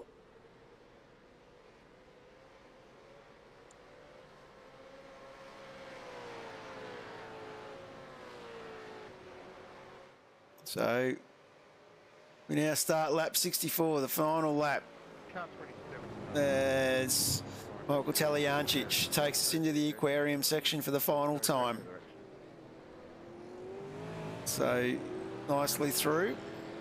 Mark, Great drive for him tonight. definitely showing his class. Mike Duggan doing very well. Keep the pressure on him all night. Greg Sharp's done well to have survived through the battle with McCune and Stewart. Definitely some big movers and shakers, with Crisdale making it top 10, up 10 spots when you consider up 20 spots. So when you consider the class of field we've got out there, to make 20 spots up is huge. And Peter Kelleher, simple. If you don't like the penalty, protest it. If you don't like the rule, don't be in the league. I know I race for fun, not sheep stations. I've got to say, some people seem fairly surprised by the way that things were adjudicated, and I have a feeling that, considering the number of rules that were changed over the course of the season, from between season 12 and 13, perhaps not everyone read the rules in as much depth as they may have indicated on their form. So, So Michael Stewart brings it home in 5th. Jamie McKnight up 17 in 6th. Cracknell 7th. Dave Kirby, Jason Spriggs, Rob Crisdale brings it across the line. So everyone flowing through now. I'm going to cheat and slow it down. And we haven't got anybody in the green room. So just going to say absolutely fantastic drive by Michael Taliancic. Dominated most of the race. Probably benefited a little bit from Greg Favell dropping out. But definitely withstood the pressure from Mark Duggan. Great drive from Mark Duggan. I'd probably say it was a redeeming drive from Mark Duggan after his Tim Nicol incident here a couple of seasons ago. He'd be pretty happy with that. Greg Sharp, sensational drive to put himself into the podium and up 5 spots. Scotty McCune. we spoke with that. That's a fantastic effort. Yeah, Scotty McCune, I think even though he's in P4, he'd be happy with that, but they might be a little bit disappointed. He might have thrown a podium away. Michael Stewart just drives from strength to strength. Blake impresses me every week. And Jamie McKnight, the People's Champion, up 17 spots into 6th. Cracking drive from his teammate Michael Cracknell in 7th. He was up 7 spots. Dave Kirby in the top 10 again. And I'll pause it, I can, good. And then after Kirby, we had Jason Spriggs. Rob Crisdale rounded out the top 10. Goosey Thomas, Kenny Latta worked his way back up to 13th after early on. Damien Cairns in 14th. Peter Vanderkrant 15th. 16th was Daniel Norris. Rick Viger was 17, up 16 spots. Visma was 18. Chad Lewis 19. Greg Favell was 20. So that rounds out our top 20. So that was a cracking race. And we're going to have a quick little break here as we get ready to do split 2. So we're only halfway there. Thank you, Mark. So what we'll do is I'll throw to a couple of ads and get ourselves queued up.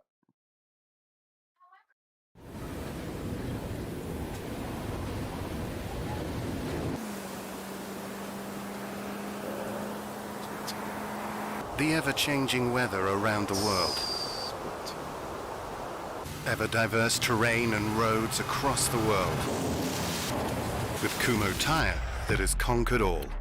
There is no road you cannot go.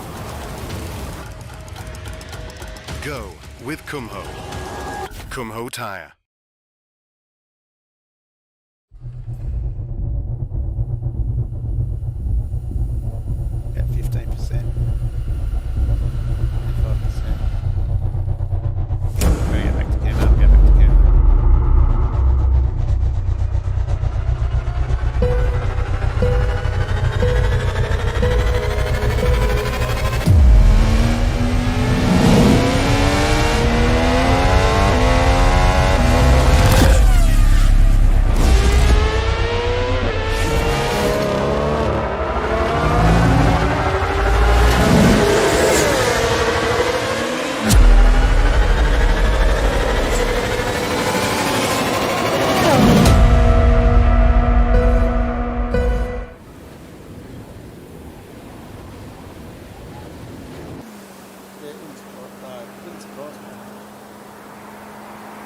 ever-changing weather around the world.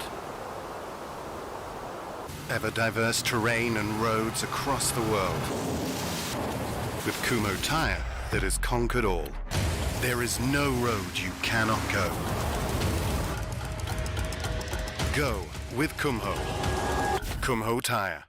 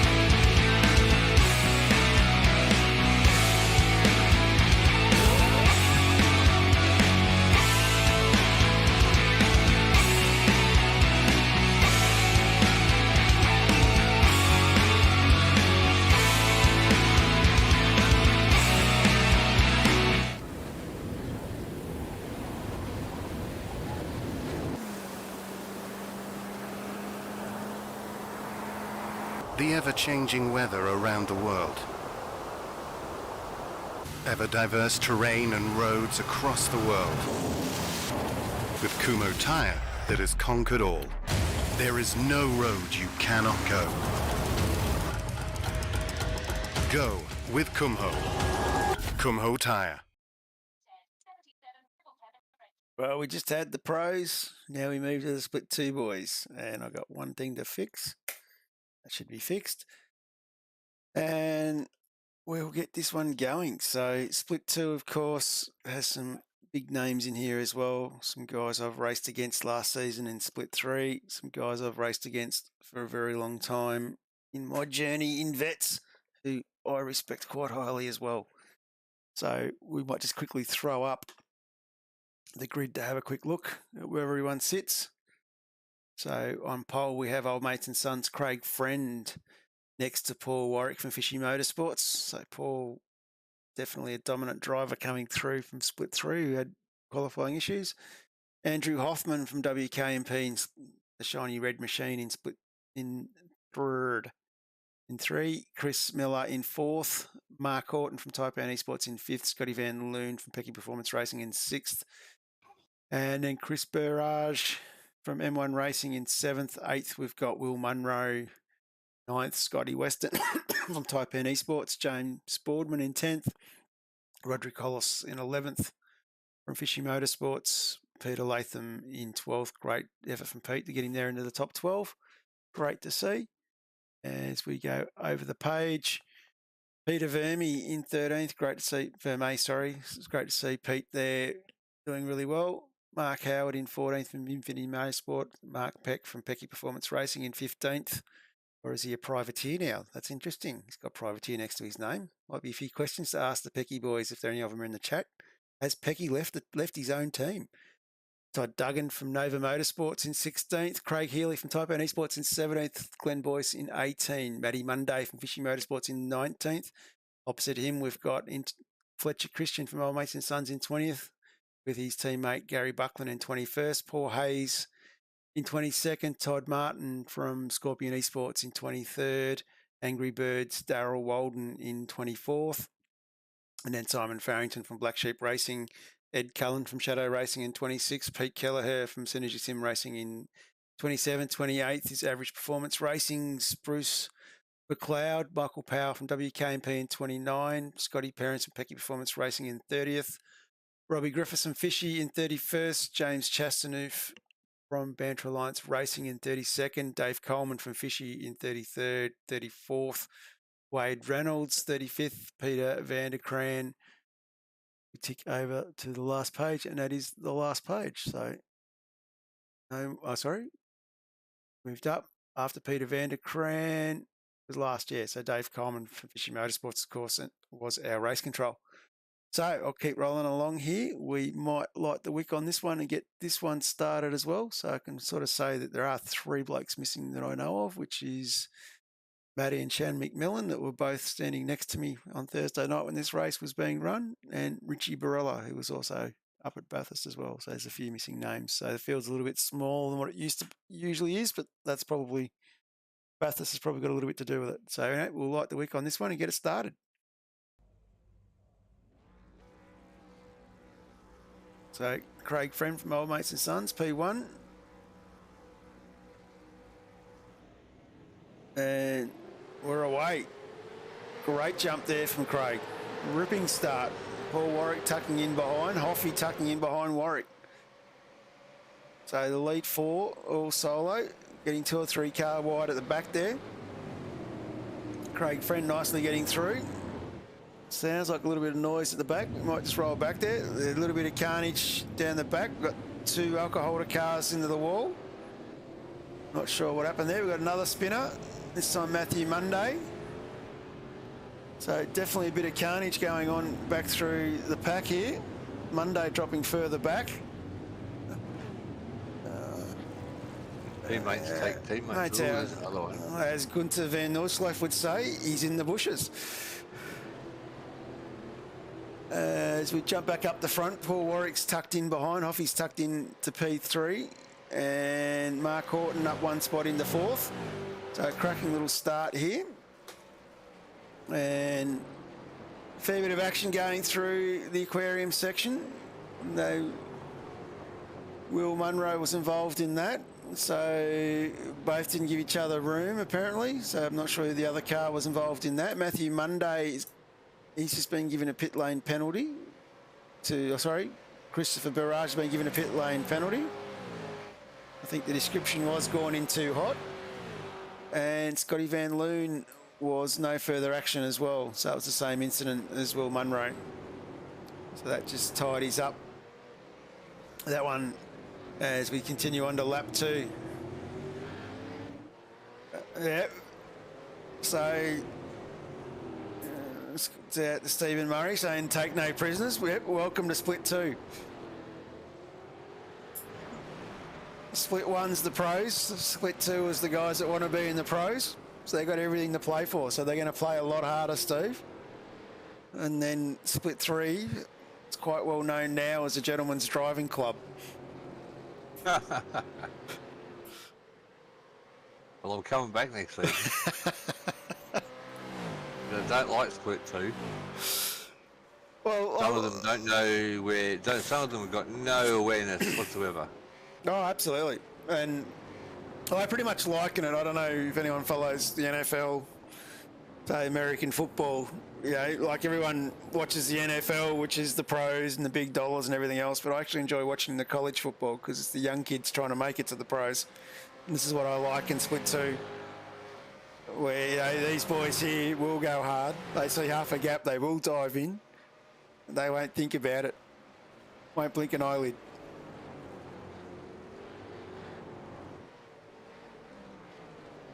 As we might just jump back, everyone's quietly bunched up down the back. We might jump on with Pete Latham. So, of course, Pete is one of our father-son teams that we have in vets. So, his young bloke John races in split 1. So, probably giving a little bit of a hint there to Pete's age. But Pete does a cracking job in the sim. Under a bit of pressure from Scotty Weston behind, but keeping the pressure on Scotty Van Loon, the Rattler. It's great to see Scotty driving without the voodoo doll. Seems to be going a lot better.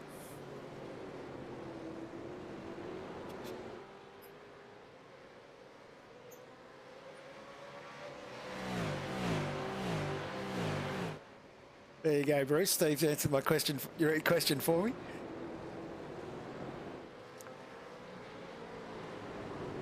Looking at where Scotty is, they're not all from the back.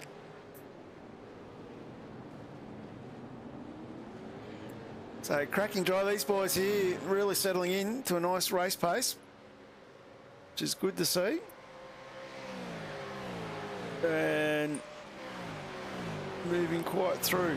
So, of course, Craig Friend from Old Mates and Sons having a cracking drive here.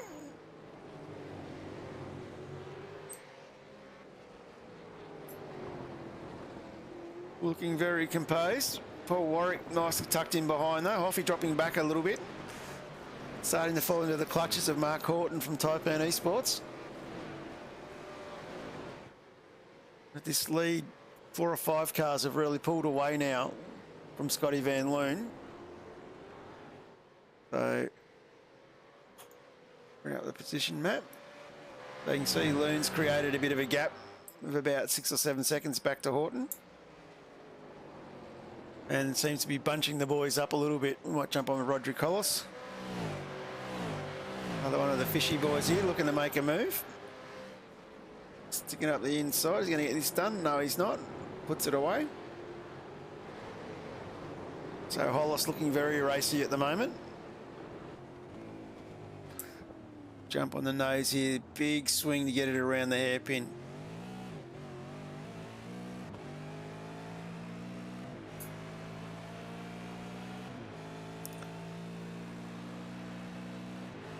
And Steve Murray asked the question, is Hoff already fuel saving? I think Hoffy was already fuel saving about 3 days before the race, I think. These boys all bunched up here. See how tight the line is to get around the roundabout at the aquarium. Come back up now, Chestnut Drive. Well, you bounce over those sausage curb sets. Definitely good for the chestnut. And into the wall. That's a big one. That's just blocked Rodri Collis. The track's all blocked here. So we can get a better camera angle of that. So that looked a bit messy. It looked like Mark Howard might have been involved. He gets it going again though. Scotty Van Loon still under pressure from Peter Latham though, so that sort of tight racing that we talked about before, you've got to be very careful not to make mistakes.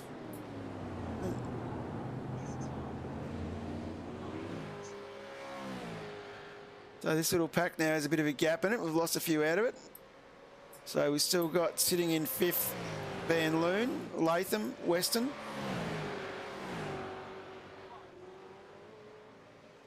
So Latham now having a look on Van Loon. Gets the job done. Scotty Van Loon backs out of it. A little bit of car damage as well, so probably lacking a little bit of straight line speed. As we continue on here, lap 6 of 64. Race leader Friend and Warwick have definitely cleared out from everybody. Pete Latham definitely pulling away. Scotty Van Loon just disappeared there. We had a dropout. I think we might have. That's a bit disappointing for the Rattler. Sitting so high. As we get off the scenic cameras. Back onto this battle here. So Paul Warwick nicely tucked in behind Craig Friend here, getting a little bit racy. As we might do a lap with Paul Warwick. Well, look at his dashboard as well, so you get appreciation for the speed. And we'll crank the volume up for a lap of Long Beach.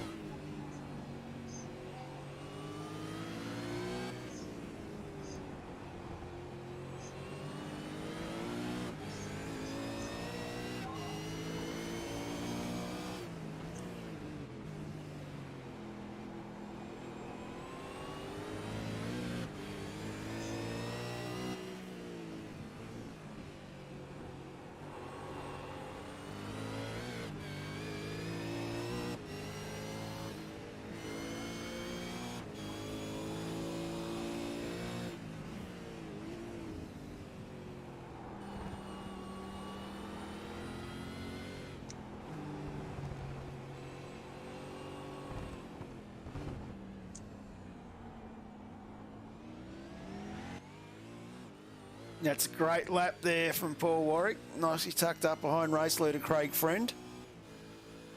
And you can see how he's just been consistently here, waiting his time.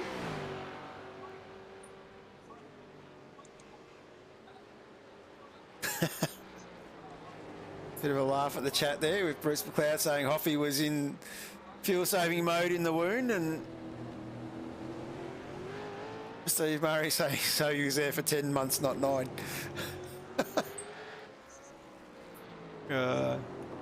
He's gone for the overcut straight away. Absolutely. But Craig Friend here now, definitely under a fair bit of pressure from Paul Warwick.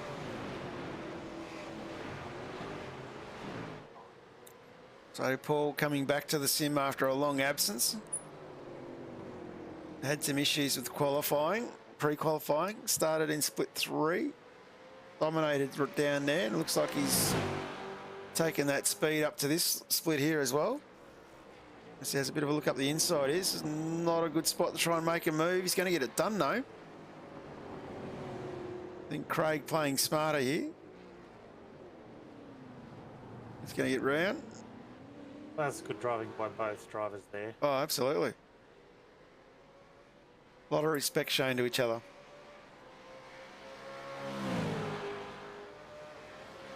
And come down through the high speed part of the circuit here. Still side by side. And Warwick getting the job done coming into the aquarium.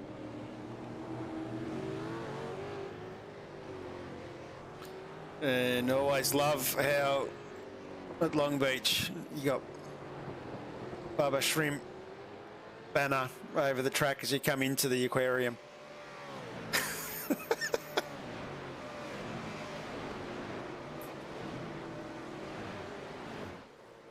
As we might jump back to the other battles that are on track at the moment. Glenn Boyce sitting in 7th, he's up 11 spots. That's a great drive from Glenn.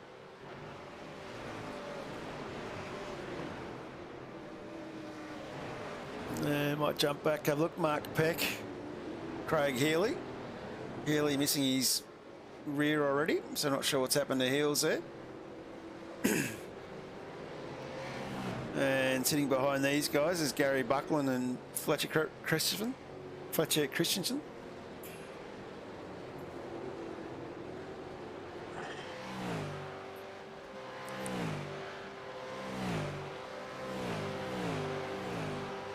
So, of course, just for all the drivers out there watching, just a reminder that to get your hands on the SDK driver app, I might chuck a link up somewhere, or get Luke to chuck a link up somewhere for everybody.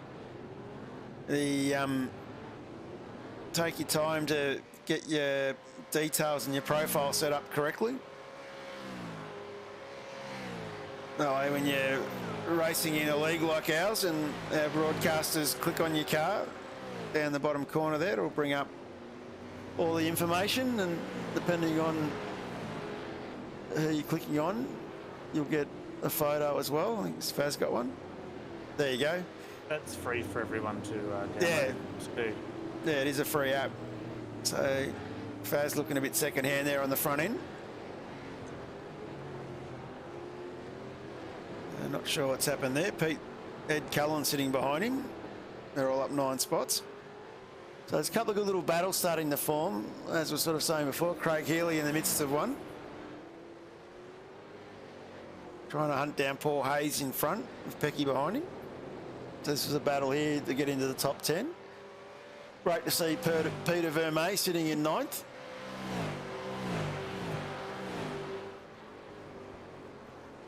So Peter's just ahead of these guys. Bit of clear air around him, car looking straight.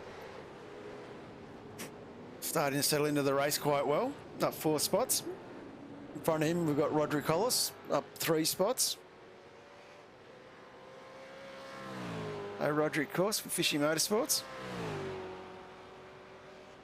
Then Glenn Boyce up 11 spots. Cracking drive by Glenn. Get through that chaos in the first lap. Again, looking at the top half of the field, there's all been a lot of green arrows there. Absolutely. Scotty Weston running the new livery, of course, the GMK Logistics livery for Taipan Esports. And he's catching up to Pete Latham in front of him. So Pete's still running in 5th, up 7 spots. And then we've got Hoffman, Mark Horton. So these guys doing really well. Glenn Boyce saying he's lucky. I think he's just doing really well. Excuse me. And of course, Paul Warwick and Craig Friend have cleared out from these guys. They're about 7 seconds up the road. Might jump back to another battle. Will Munro and Toddy Duggan. These guys having a cracking battle here. Of course, Will caught up in one of those earlier incidents with his bonnet missing. Toddy Duggan running the green Nova livery behind him. And another old mate doing really well, up 6 spots. Bit of runs through there safely, just, yep. Picked up a spot there. That's Peter Kelleher dropping a couple there, but Scotty Parent's doing really well, up 6 spots in 24th. So Scotty, another one who's graduated from split 3. As that looked like Bruce McLeod getting it a little bit loose coming out of the chicane. And we jump back up to this battling pack with Will Munro.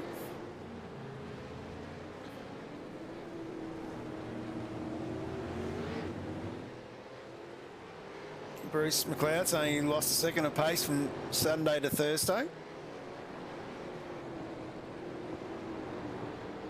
But Steve Murray reckons that Glenn Boyce must be used to driving in peak hour traffic. Used to those Californian highways.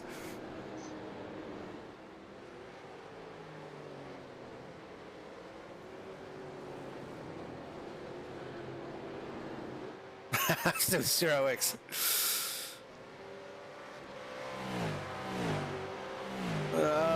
Let's have a look, Pete. It could be on my end too, mate. So, where are we? Peter Keller here. Yeah, got no idea either. It could be on my end. I've got a little bit of a mix-up going on with a few things.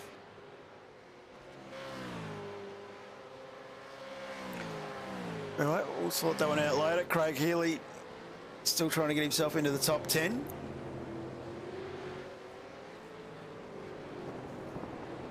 Of course, Peter Keller here with his livery not displaying, but Peter, of course, drives for Synergy Sim Racing. Some great sponsors like Wave Runner, Smiths & Sons, Mr. Epoxy.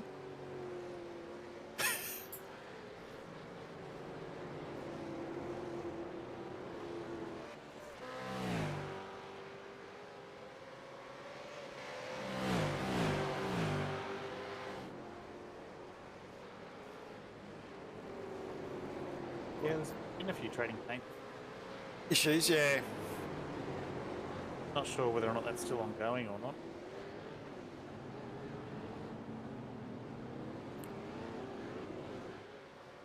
I did sort out Greg Sholton issue that I had with him the other day.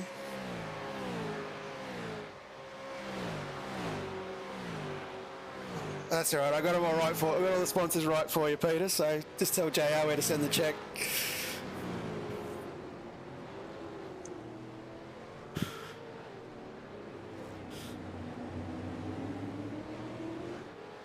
As we might jump up now, have a quick look. Pete Latham. He's still under a bit of pressure from Scotty Weston here. Scotty looks like he's going to get through though. Pete going a bit wide.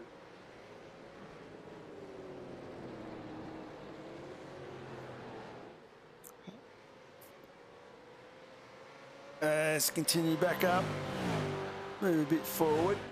Fletcher Christian on the move. Mark Peck and Craig Healy still battling. And Chris Barrage down the back. He's having a good little battle here with Pete Kelleher as well. So Chris, of course, is down 17 spots. Pete's up 4.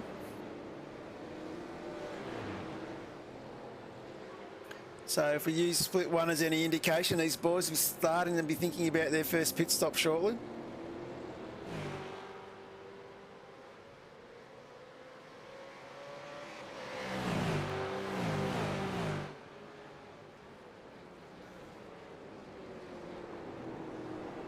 And nice little battle going on here.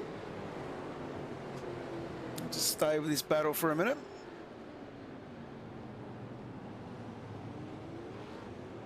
As you can see, Scotty Perrins and Wade Reynolds and Matty Monday getting at the back there. Matty Monday peeling into the pits, I think.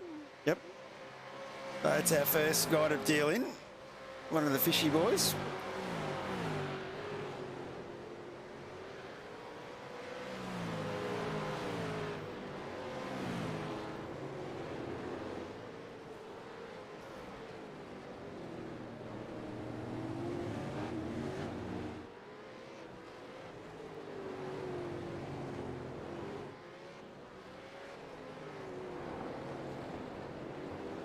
Thanks, Bruce. It was more wishful thinking, I think.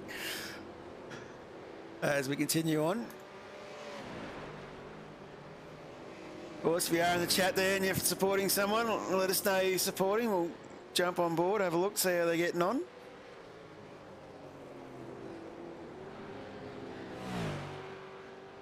And of course, any of the drivers out there, any cracking laps or incidents, let us know. We'll jump on board and show what happened. Chris Barrage moving away quite nicely here as Hollis, Peck and Power goes into the pits. Pete Latham still in 6th spot, now under a little bit of pressure from Glenn Boyce.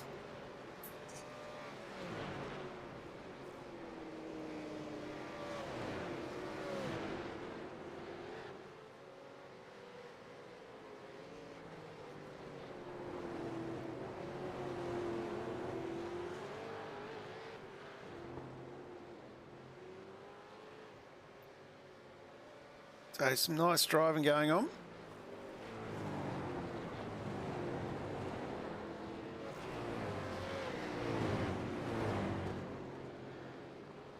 And of course, Mark Hoffman's gone into the pits. Mark Horton's moved himself into P3. So interestingly, Hoffman's the first one in the fold, Mr. Fuel Saver. So Horton now sitting in P3.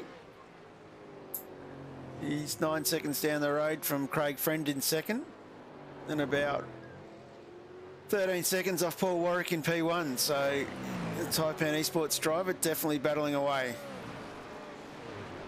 Definitely got a big cheer squad in the chat, which is great to see. A big shout out to Justine and Mick. As Mark Howard dials into the pits as well.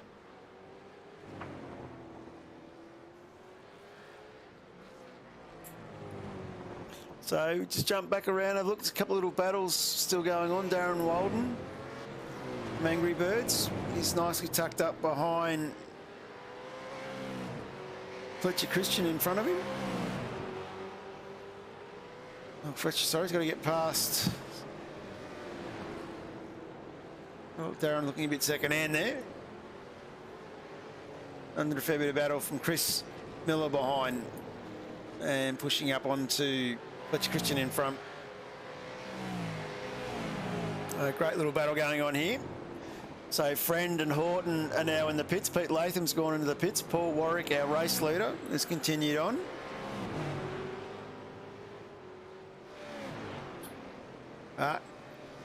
Great to have you on track next season, Mick. Or next year. Great little league to get involved with.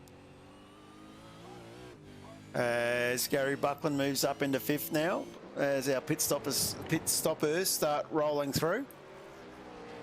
And Hoffy's back out on track. He's running in 17th. So managing to stay on the lead lap still. As will Warwick pit this time? Or is he going to play a longer strategy? No, he's dialing into the pits. So we might jump on board. See where Scotty Weston's gone through. I think someone just spun there. Might have missed it. So Paul Warwick's in the pits. Scotty Weston. He's our next car on track. So Scotty coming into the hairpin. Just waiting to see where he rolls in. I'd probably say he'll be heading into the pits as well. He dials in. Glenn Boyce is dialing in. Hayes is dialing in. No, Hayes is coming around to dial in, I think.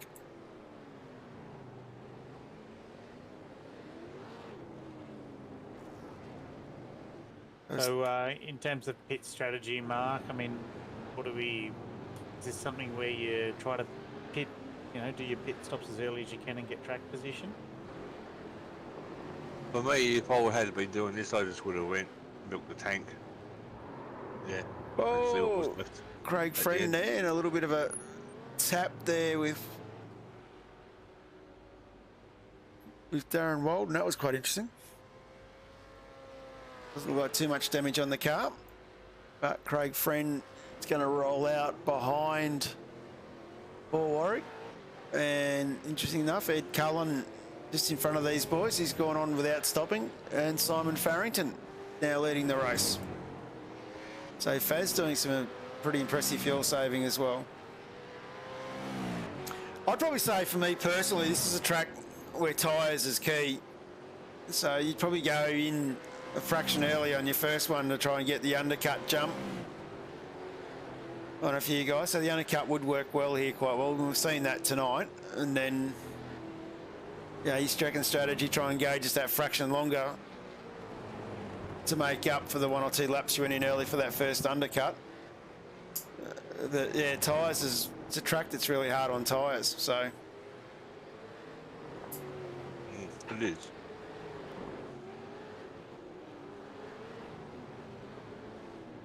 And our race leader, Simon Farrington, will peel in, and Cullen will peel in. And after our first round of pit stops, Paul Warwick is now back to being our race leader, and quite convincingly. So Paul is already 4.5 seconds up the road from Craig Friend. And before our stops, Mark Horton was P3, so we'll see where Mark rolls out. She'll stay P3. Looks like he's made up a little bit of time to Friend. Hoffman is 3 seconds behind Horton. So Hoffy here, definitely on the edge of it all.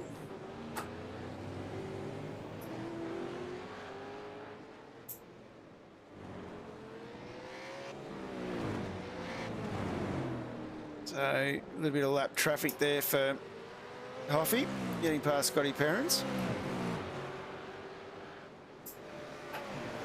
So Horton definitely 4 seconds up the road from Hoff, so, and 8 seconds up the road to get up to Friend to move him up into P2.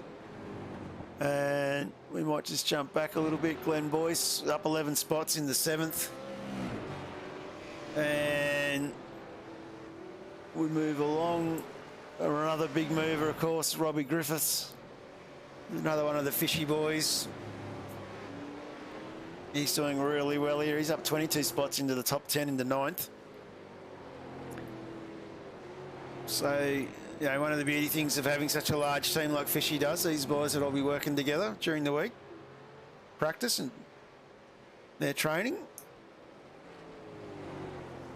Trying to find where they can get the extra tenths out of the fixed setups that we have. They're fairly well represented in all splits, I think, too, aren't they? Yeah, they are. They definitely are. And of course represented in East Coast as well, quite well. Michael Whiting and Blake Delaney and a few others. And then of course Jamie Dyke as well. And Jamie Dyke also represents them in the Logitech G Pro Series. And our Mr. Kirby, he's I think he might get a drive in the Pro Series as well. Yeah, in the Enduros, I think, Mr. Kirby.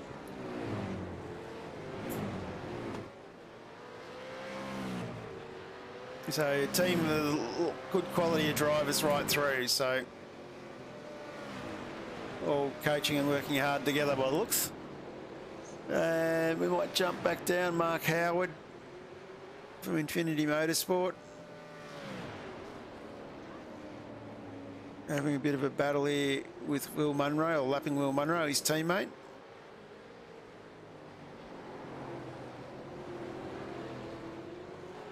as he tries to hunt down in front of him. Roderick Hollis. So another one of the fishy boys. So jump back up. New addition to the fishy lineup, I think. Yeah, one of the newer ones. I think it was new this season.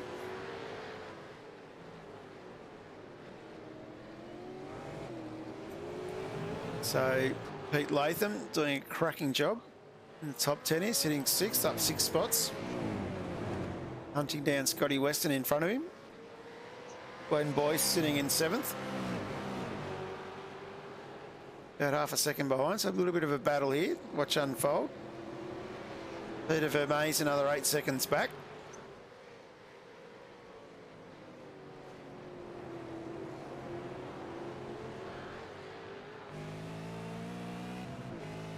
Glenn Boyce definitely trying to close the gap down.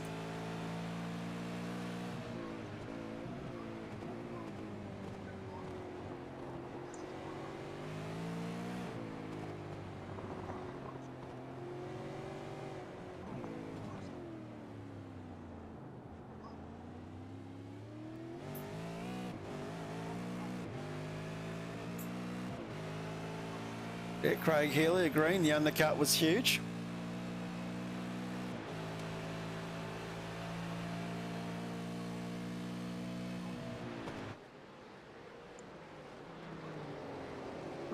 Now we'll jump on with Mr. Healy. Still missing that rear wing, but having a cracking drive up 5 spots. Chasing down Scorpion Esports' Paul Hayes.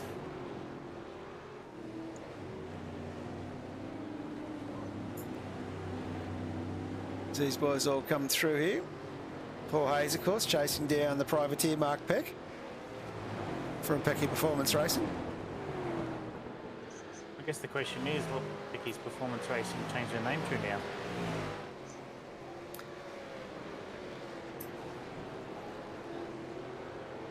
Privateer Performance Racing. That'll do, that fits the bill. We shouldn't make fun of that. But it is a great little battle going on here anyway, to say the least.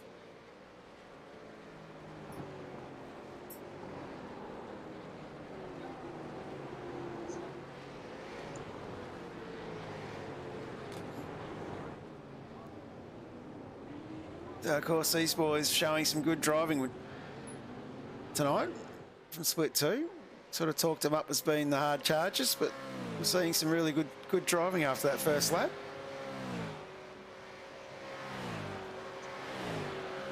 Great to see Pecky in the top 10 too.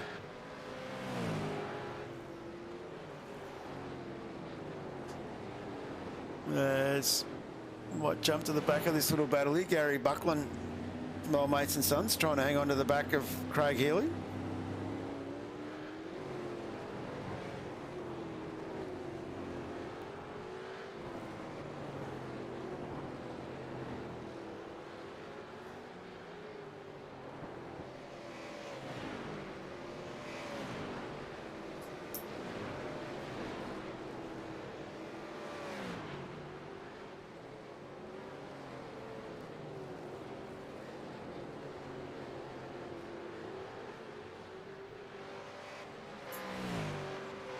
Oh, in the wall, at the back there. Not sure who that was.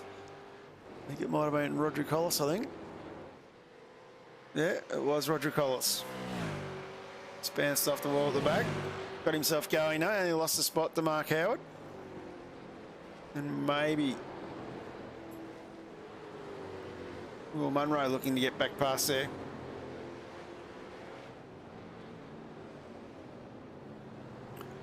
Yeah, I reckon you'd be wanting a safety car about now, Bruce. She would have been a long race without one to get this far. So 25 down to 64.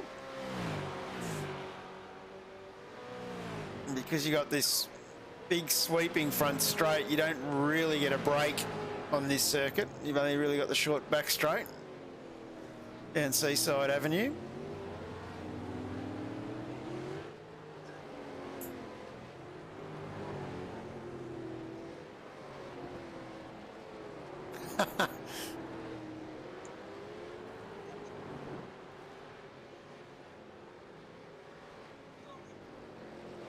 So great to see Michael Power up 13 spots in the 16th. Great little drive from Michael here, battling away.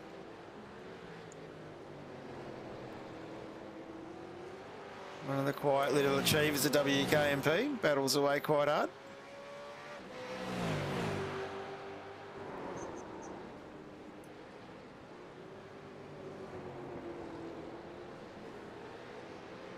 Having a great little battle with Fletcher Christensen.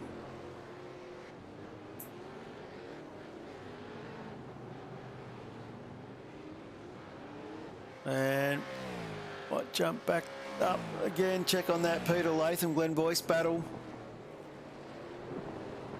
Looks like they're all sort of settling down into the consistency of running this longer stage. Well, the extra fuel you get for the first fuel stop and second fuel stop.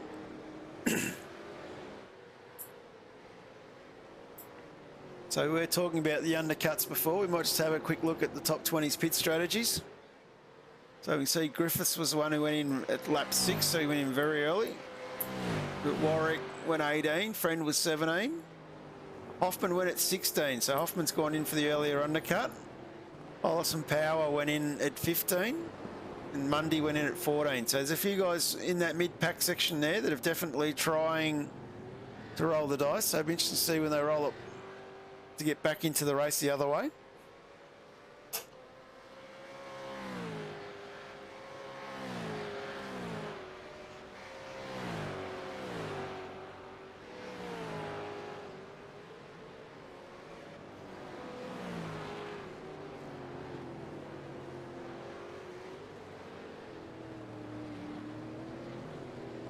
As we continue on,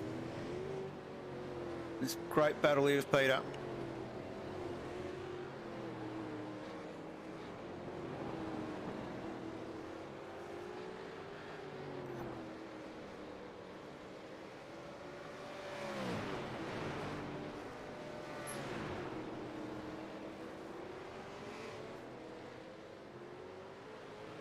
Yep, Bruce absolutely on the money there. When you start getting yellow flags, it bunches everybody back up, changes your strategy compared to when you have green running like we have here.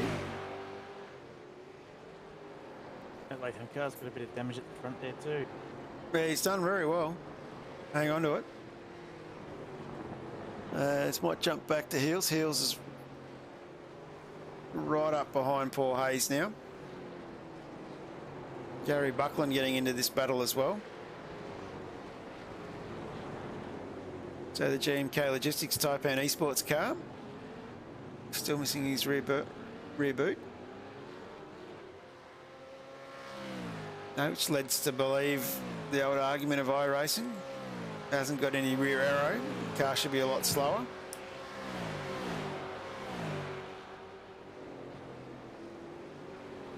One of our many little gremlins that we have with iRacing. About time they fixed that. You'd almost think that that the front brakes aren't even being used sometimes. Yeah, they don't glow.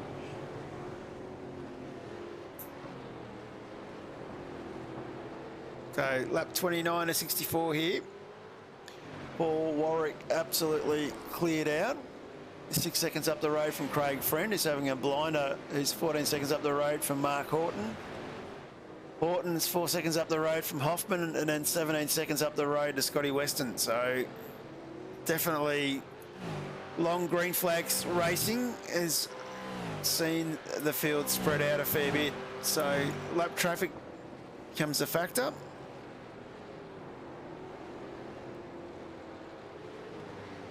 I think the guys will definitely be hoping for a safety car sometime soon. Definitely. It's been going a fair while.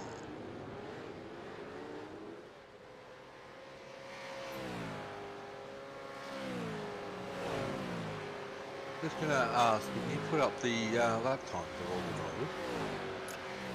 The lap times? Yeah, I can do that for you, mate. Best lap times. So best lap times at the moment for Warwick, a 1:19.048. So only 3 drivers in the 1:19s at the moment, and then a big step back to Scotty Weston with a 1:23. Glenn Boyce over the cracker with a 1:20.2 in there as well. Pecky setting a reasonable time as well. Roderick Collis back in the 1:19s. So fast time would have set him in the P3. And a big congratulations to Mr. Ben Anthony Davis. Congratulations on your nuptials on the weekend, mate. Congratulations, Ben. I hope you had a magnificent day. I hope it all went well. As Craig Healy here putting some pressure on still.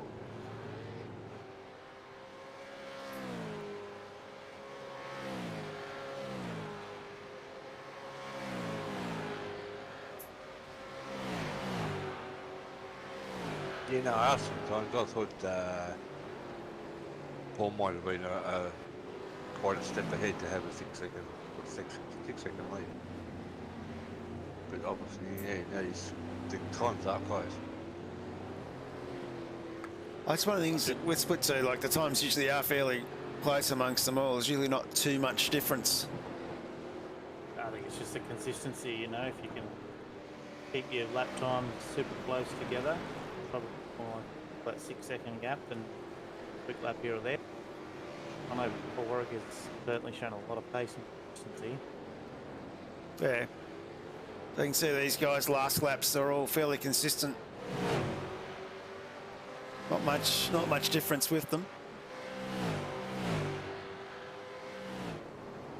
Yeah, I thought we might have had another Scotty on our hands stepping through the ranks.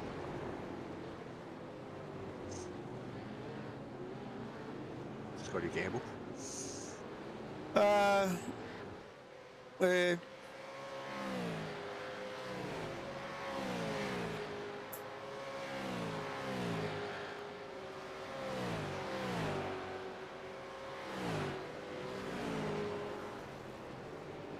So I might jump back, a couple of little other battles.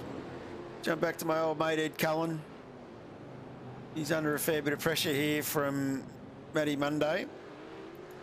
Another one from the Fishy Motorsports.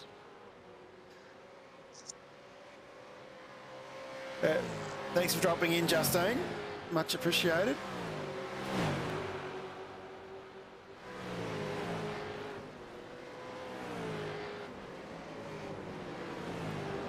So Matty Monday, tacked up behind Ed Cullen and Michael Power.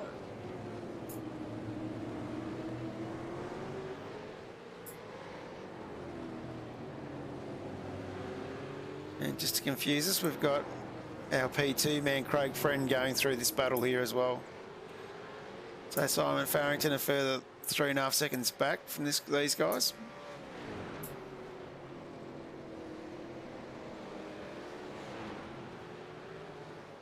Great little battle here, so we keep rolling forward.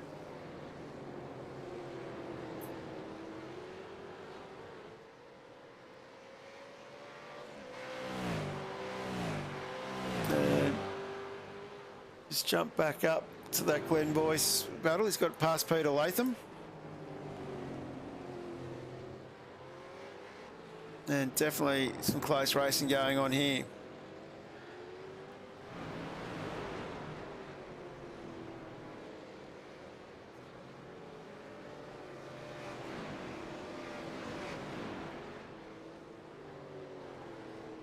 That sounds like you've had a good reception, Ben. That was very nice of the boys to do that for you. Yeah, Mick, a lot of effort goes into the liveries from a lot of these guys. I know if the WK&P ones, a lot of time got put into that current livery, or liveries. We've got 2 of them out there at the moment. Where are you, Mick? Okay, so Michael's livery. You can sort of see a bit of effort goes in to get the spec map and everything up and right. and you know, you can do it in different colours and different shapes. And it's just how well you work through them. So Hoffy's got the same sort of metallic look as the other ones, but just running different shades and different liveries.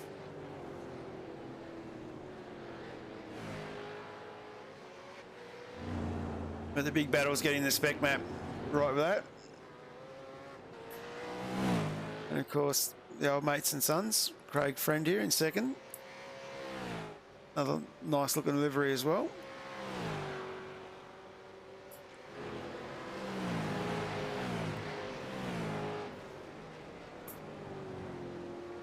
So the race situation at the moment, we've got Paul Warwick 7 seconds up the road from Craig Friend here. And we've got Mark Horton sitting 15 seconds behind this battle, back to Hoffy. We've only really got 2 or 3 battles on track at the moment. We might jump back down to one of them, back to 27th and 28th. Great little battle between Scotty Perrins and Peter Kelleher. And of course, Will Munro just in front of these guys. So these guys are having a cracking battle.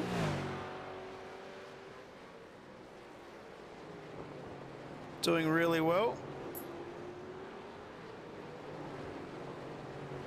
And the other little battle we've got up, of course, is Craig Healy, who's hunting down Paul Hayes in front of him. And Hayes is hunting down Mark Peck. Gary Buckland starting to latch onto the back of heels here. So this is probably going to be a great little battle to keep an eye on. It's lap 35. We had 64 laps, so just past halfway. So these guys definitely rolling through this quite well.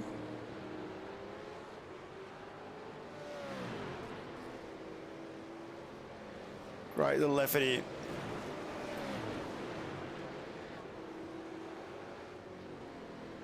And another little battle pack might jump down to Wade Reynolds.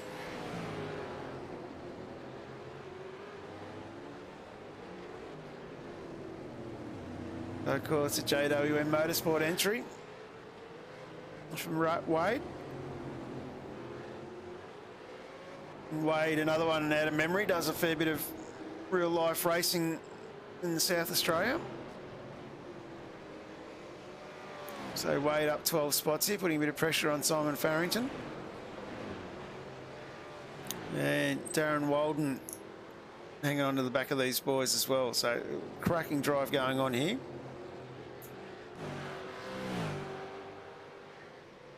And of course up in front of these guys is that Ed Cullen battle with Michael Power.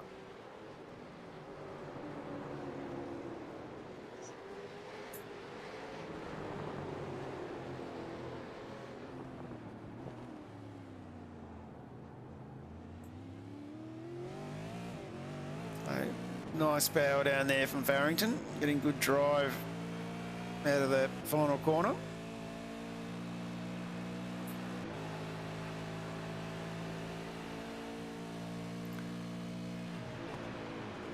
You can see we break right down in the 102nd, then we come into the aquarium section, all the way back to 60 k's an hour. To come out of the hairpin through Chestnut, 90 k's, balance it.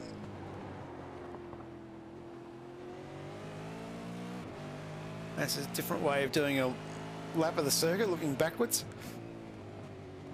So plenty of green flag racing tonight for split 2. Great to see. As we turn on to Seaside Avenue.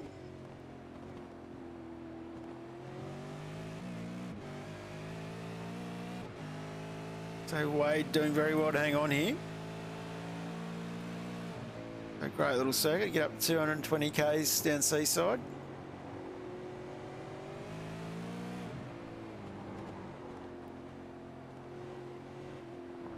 And into the chicane at the end, sorry, into the hairpin at the end, all the way back to 40 k's an hour, and back on the accelerator.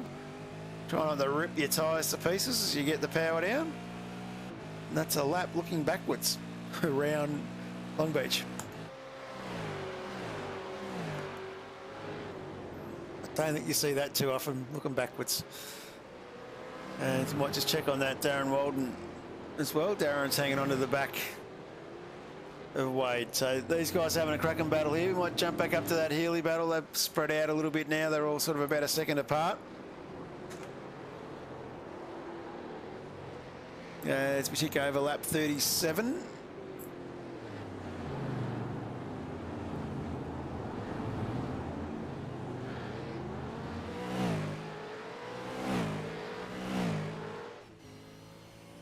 As we jump on board with Craig Healy.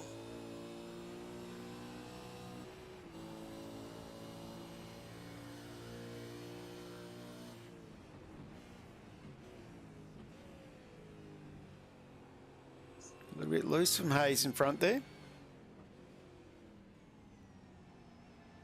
It's allowed Healy to get back up on his tail. Don't think he's going to have the space to capitalise though, so he's going to tuck back in behind.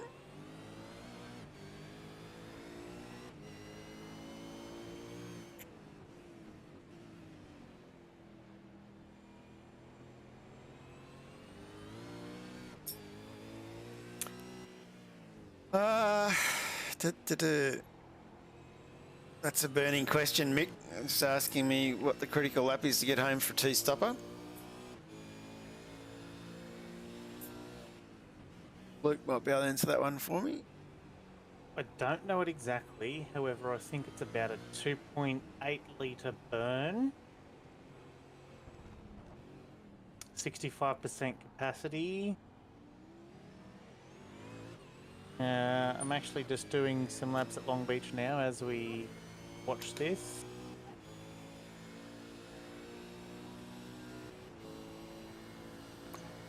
Let me get some calculation. Yep.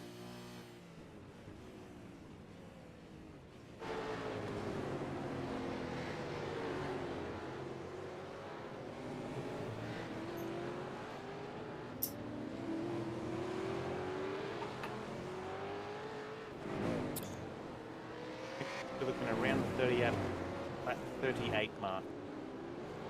It's so that should mean we should start to see someone coming in shortly. And as we speak, Michael Powell rolls in. So without any fuel saving, you're probably good for about 25 laps.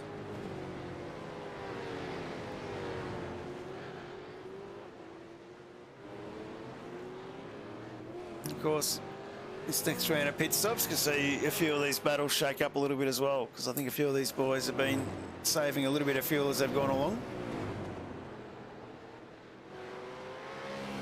If you can shorten your stop by a second or two, it can make a big difference. See, a lot of the gaps, these guys aren't even a second. Yeah.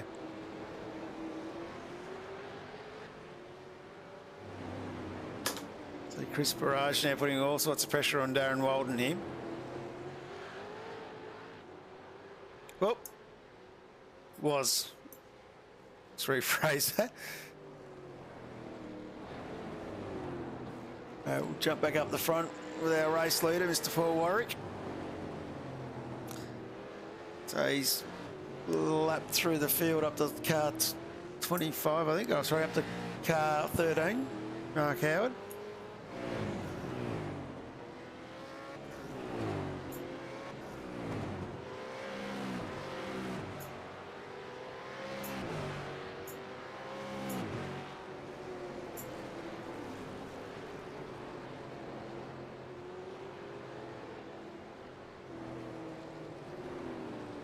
Looking cool, calm and collected here. 6.5 seconds up the road from Craig Friend from Old Mates and Sons. And Craig's 17 seconds up the road from Mark Horton. So cracking little battle.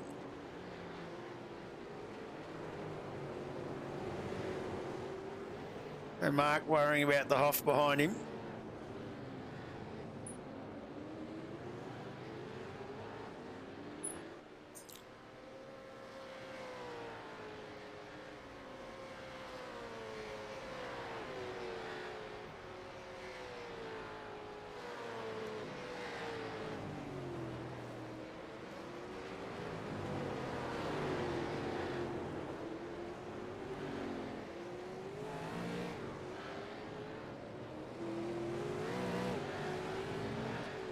Glenn Boy saying off, he's still got a full tank.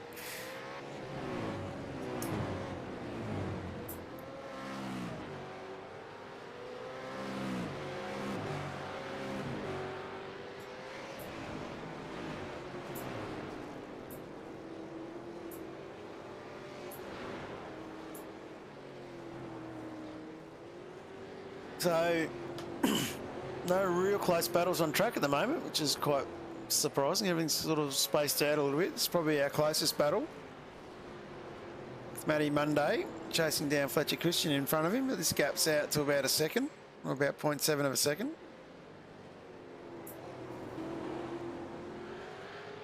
So, Healy just peels off into the pits, so we're starting to see these second stops start to happen.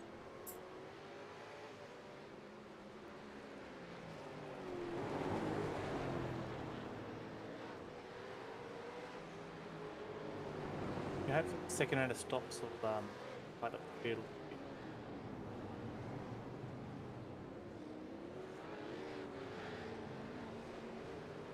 Yep, and that is Matty Monday peeling off into the pits. So, Craig Friend.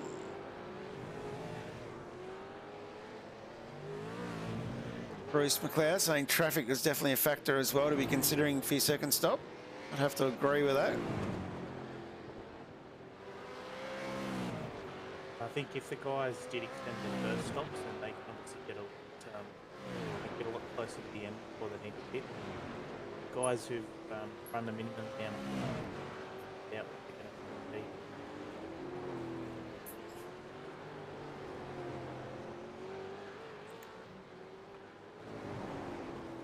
So Hoffy, since we just mentioned him with his fuel saving, he's sitting back in fourth at the moment. And he's about 4 seconds down the road from Horton and about 3 seconds up the road from Scotty Weston. So Craig Healy saying around 38 was the magic number. So the boys all stretching their legs a little bit from that critical. Of course, it becomes a long stint on your tyres. As we talked about before, tyres was a critical one around here as well to think about. So you don't want to be running too far down the track with your tyres. You want to have a little bit of tyre left to fight at the end. A little bit of a battle going on back here still. Roger Collis and Mark Peck. Paul Hayes.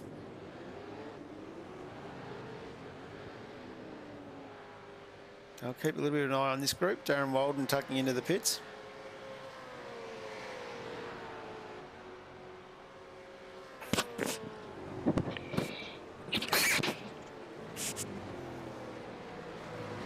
Craig Healy saying here comes the undercut from Glenn Boyce in the pits.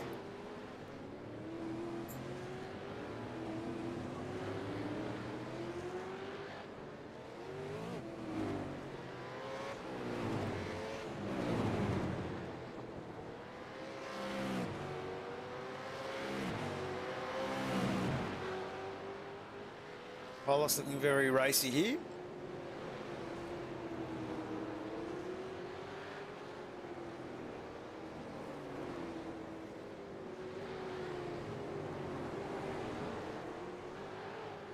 Whoop. A little bit aggressive, trying to get the power down as quick as possible.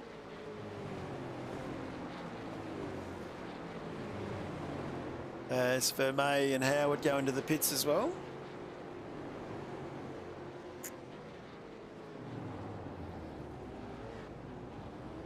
As we all get, oh, looks like someone a bit looser. Pete Kelleher a little bit wide, probably letting the guys go past.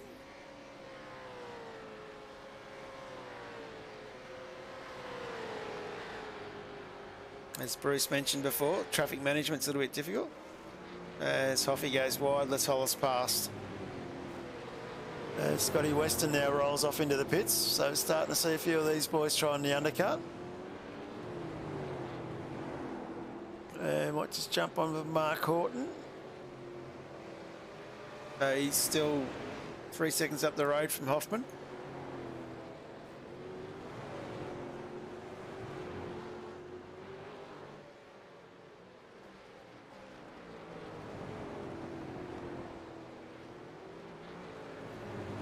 Ed Cullen here, doing reasonably well. Of course, Ed, another one of the boys that came up from split 3 last season. And he's 7 no, 12 spots. Put a guys up. Just dropping in and out there a little bit, Luke. I blame my dog. As Ed Cullen turns in.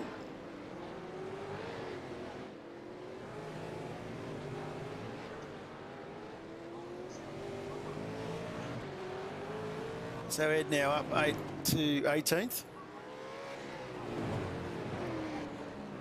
Yeah, 18 spots into P8, is it? That's a Fair drive. yeah.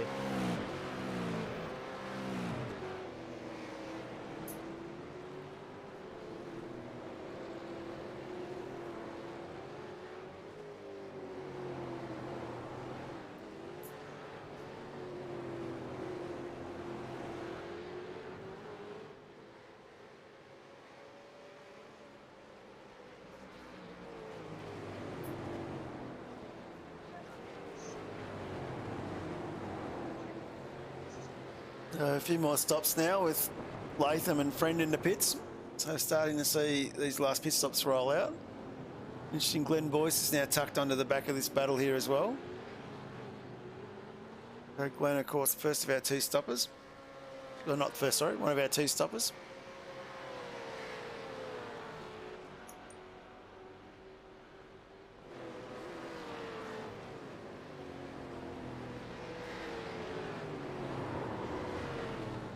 Go, Ed Cullen and Scotty Weston there into the wall.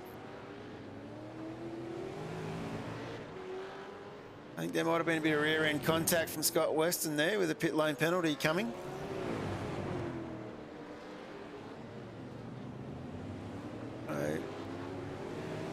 Car still looking fairly well intact.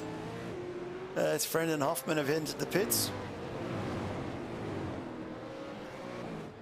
Paul Warwick still to stop. But when you got a handy lead like he has, you're probably going to try and go as long as you can. And as we speak, heads into the pits. That leaves Craig Friend as the first of our 2 stoppers. Let me see where Friend rolls out. So what was the gap before that stop there? What was the gap before the stop? I think it was about... to Friend, I think it was about 7 or 8 seconds, I think.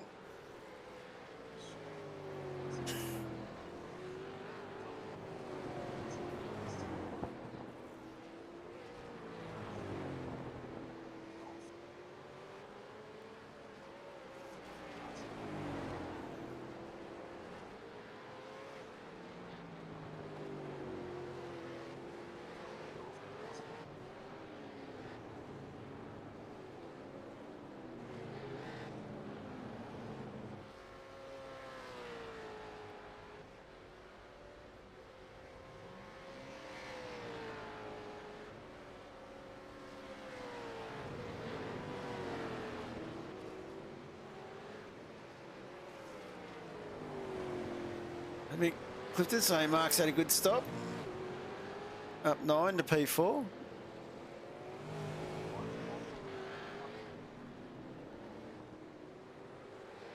So, just waiting to see where Craig rolls out. But of course, the 7 seconds up the road to Warwick is what we talked about. A couple of good battles still going on. We might drop back to this Healy, Weston, Ed Cullens. Ed's still to stop.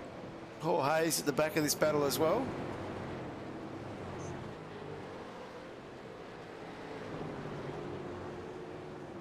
Paul Hayes under a bit of pressure from Roger Collis.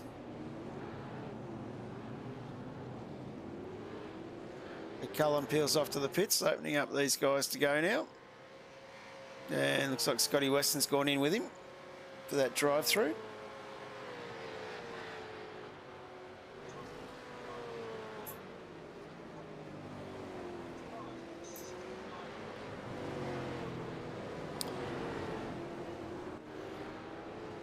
Hollis definitely battling hard behind Hayes here.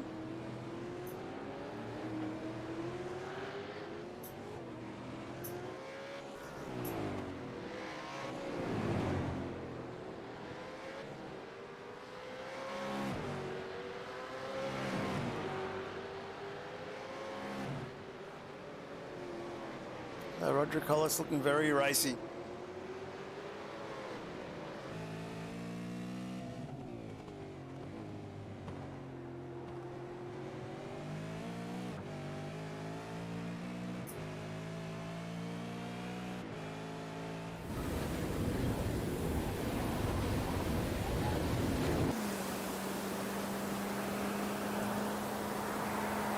The ever-changing weather around the world. Ever-diverse terrain and roads across the world. With Kumho Tire that has conquered all. There is no road you cannot go. Go with Kumho. Kumho Tire. Of course, big shout out to the team at Kumho Tyres for getting on board and supporting the V8 vets this season. Greatly appreciated. Highly recommend Kumho Tyres.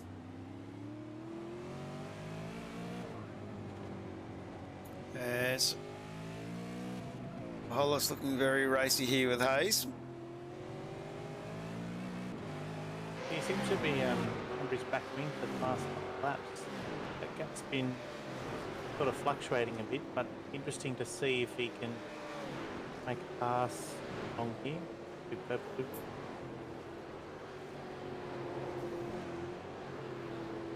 Hollis definitely starting to look a bit more racy.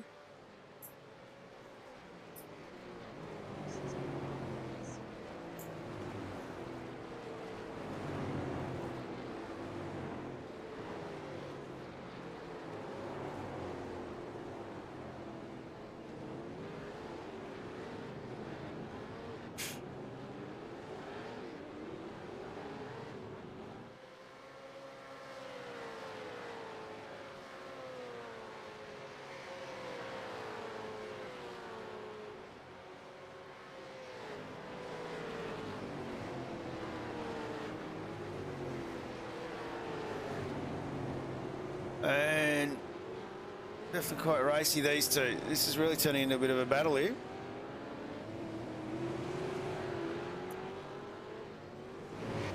Great racing by both these guys here. It's not easy on a tight street circuit like this to follow someone that closely without making any errors.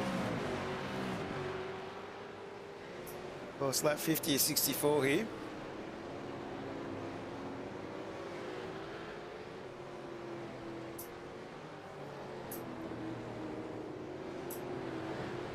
Of course, Chris Barrage getting up close behind them as well. This is a lapped car.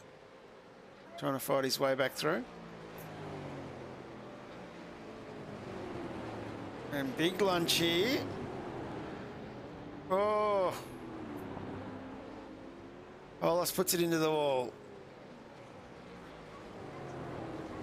Nicely gets it out of the way for everybody else.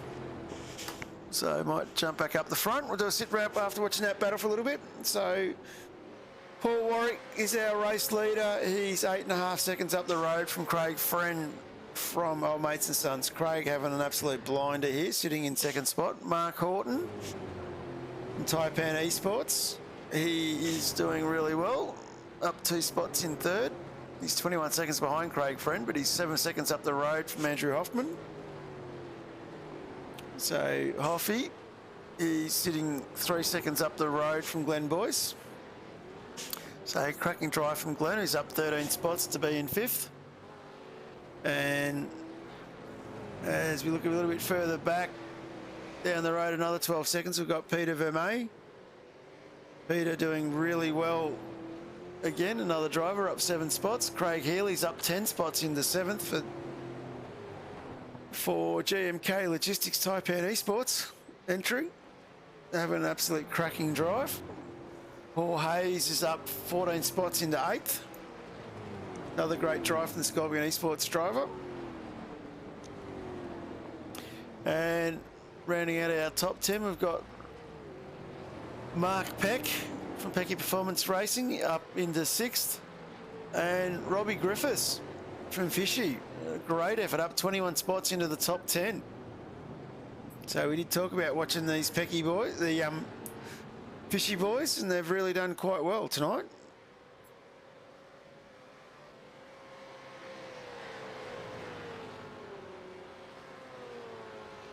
So Paul Hayes peels off into the pits as we're talking about that one.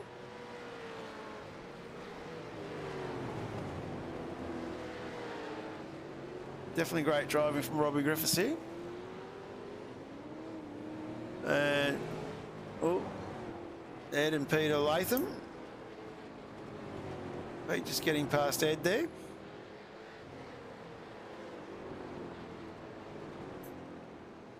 So I might just keep an eye on a few other people moving around. Michael Power getting past Paul Hayes in the pits there. Hazy coming out of the pits. And Wade Reynolds battling away quite hard here with Michael. So of course Michael up 12 spots in the 17. He'd probably be quite happy with that. As we move through back up the front there, back to this Mark Peck battle. So Mark sitting in 8th, under a bit of pressure from Robbie Griffiths behind. As Paul Hayes is on, sorry, as we're on lap 53, as Paul Warwick now leads the boys away.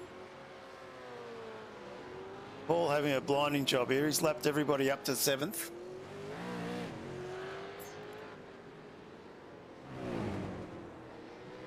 Quite an impressive drive.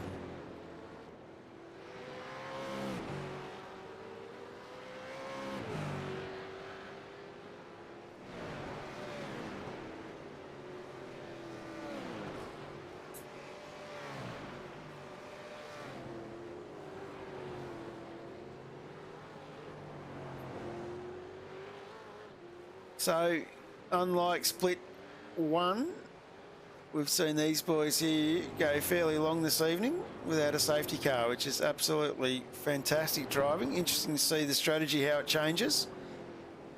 But we just keep cracking on. And you got to roll with it.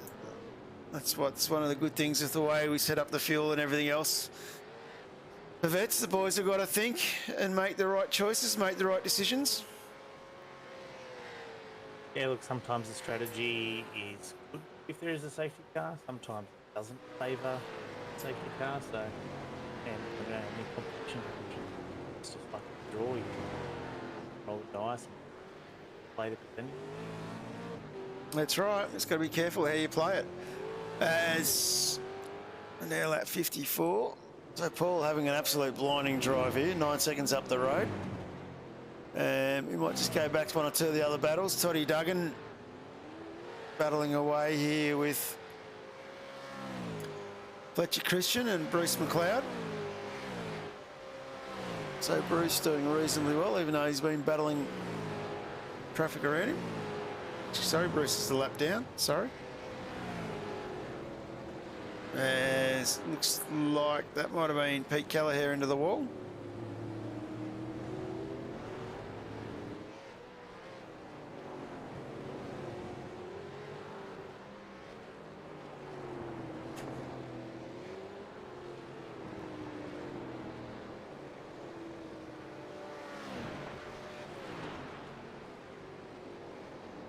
So I might just quickly run through, jump on a few of the other guys. As we said, Michael Power in a great little battle here. He's driving well. Drop back Simon Farrington now in a great little battle with Paul Hayes. Of course, Paul, one of the last guys to make his pit stop. So Paul would be looking here to make some inroads, to get up the field as quick as he can.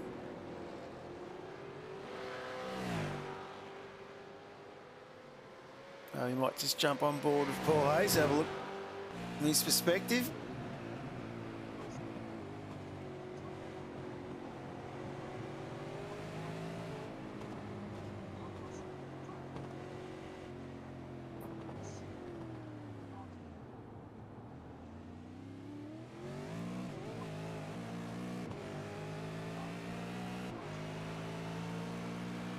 We might give our old chopper a workout. We haven't got it up in the air for split 2 yet. These boys here. Great little battle, Simon Farrington and Paul Hayes. Paul Hayes with the newer tyres, looking a bit racy.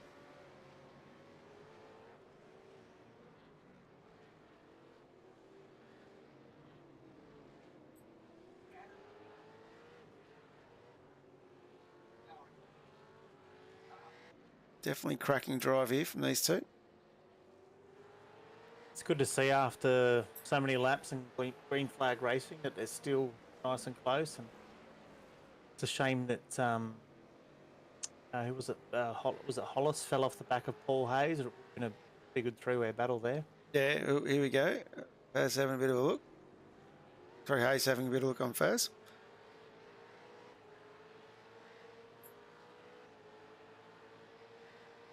A great little battle.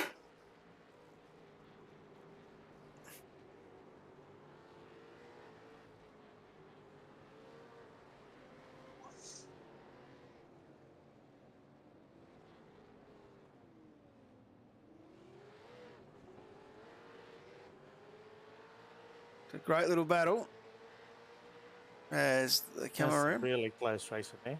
Mm.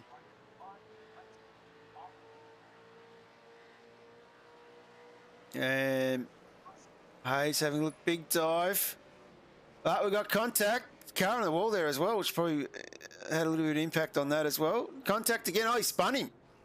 Faz into the wall. That one will be interesting. We'll leave that one for race control to sort out. As we'll jump back on. Yeah, like I say, I think that car on the inside there might have thrown things out of whack too. It's a bit hard when you're coming in full steam and you put the yellow flag and you see someone sitting on the apex. Mm. Yeah, definitely creates some interesting things in that situation. So, of course, this word in from race control. That's a post-race review. A 10-point penalty.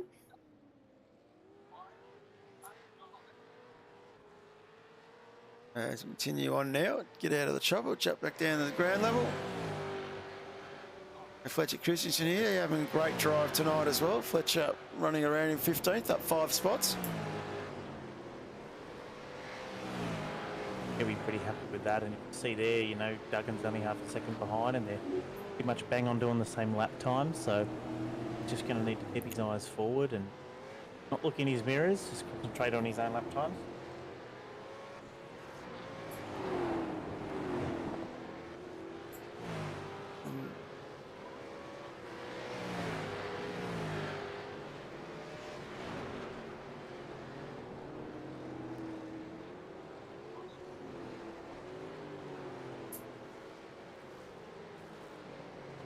Mark Horton dobbing himself in here. Final 3 turns for the final lap. Have to remember that one. As Paul Hayes absolutely flying in front of these guys. So he might just jump back up. Robbie Griffiths, another one that's still in a battle. We've been watching this battle for a while. So Mark Peck in the wall. Faz in the wall there. So I missed that one. I'm not sure what happened there a second time with Faz. There's a couple of cars off there. Looks like Vermey and Healy might have just exchanged positions there too, so... Yeah. So Vermey and Healy. I'm not sure what's happened with that one. So getting towards the end now, starting to see some mistakes from a few drivers. I mean, 200 kilometres doesn't seem like a lot, but, you know, when you chalk it up to 64 laps, all of a sudden that 200k seems a lot longer. And particularly on a track like this one where it's constantly you do not get a break. Yeah, you get that brief breather up the that front straight. On that, much time to breathe. Guessing from Bruce's comment there that race control were being a little lazy. It depends if both cars got re-going again in that incident. No one's stuck on track, then you don't need safety car. We're looking for it. Yeah, maybe they were struggling for fuel at that point.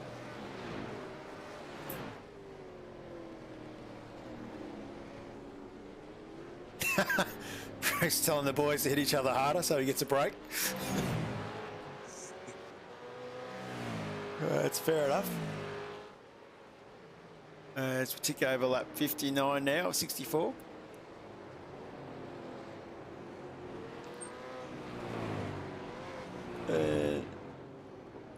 Jump back on the... These two boys having a cracking battle anyway, so it's amazing how you can still have battles through the group.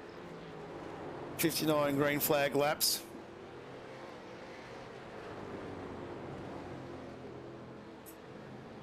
Bruce looking for a wave around as well. I think, jump back on with Paul, I'll answer this question. I think everybody from about 6 down were looking for the wave around.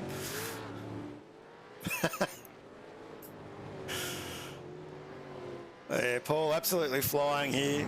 The gap's now out to 9 seconds from Craig Friend. Craig's 15 seconds up the road. He's done well to keep the pressure on somewhat before Warwick. And Hoffy's a further 9 seconds up from Boyce. So it's definitely some big intervals running back through the pack at the moment. But Paul Warwick definitely checked out, Mick, as you said. But green flag racing, great to see in split 2.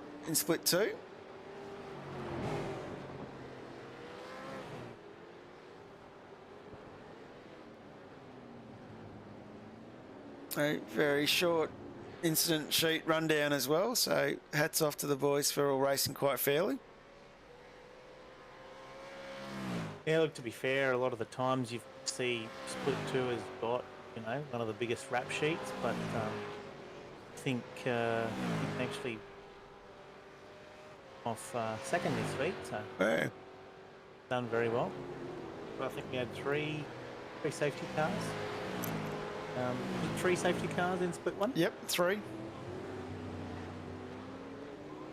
Almost as bad as Bathurst.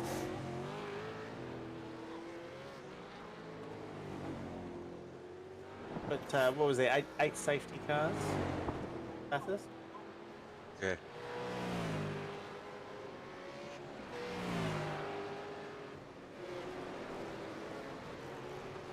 I'm really surprised that they let that go ahead with that water running down from turn 1 into turn 1.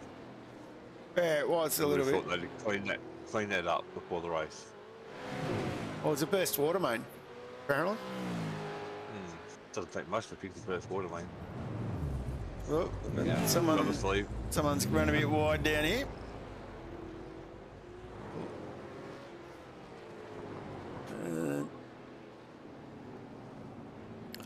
Might just jump back on this Mark Howard battle. Still hunting down the boys in front of him. About a second, just under a second back from Robbie Griffiths. Craig Healy's about a second back from Peter Vermey.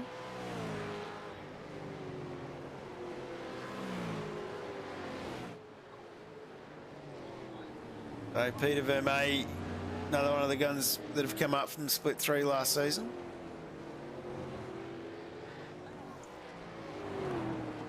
Nicely sitting in 6th in the top 10.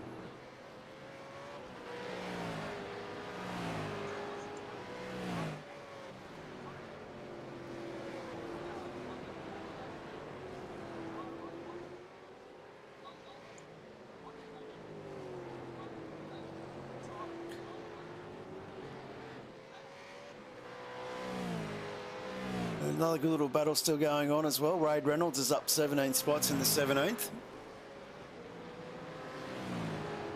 Hunting down Toddy Duggan front. Todd missing a couple of panels.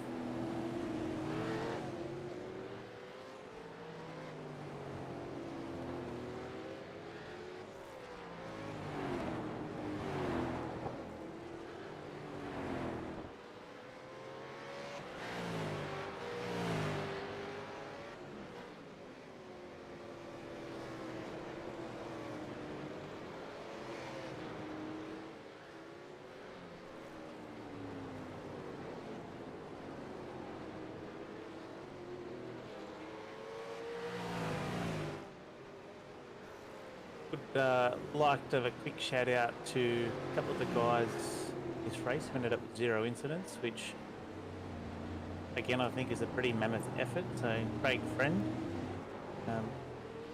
led 7 laps earlier on in the race with 0 incidents. Mark Horton, 0 incidents. So that's a fantastic drive there. Robert Griffiths, Peter Latham, and Bruce McLeod. So well done to those guys for 60, I think 64 laps for Mark Horton and Craig, and the other guys did 63 laps. So not a single incident in 63 laps. It's a pretty damn good drive in my books. Absolutely. Particularly at this track. Very easy to get caught up into something. Very easy to scrape a fence.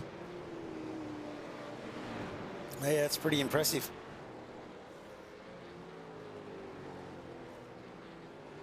As Paul Warwick starts his last lap.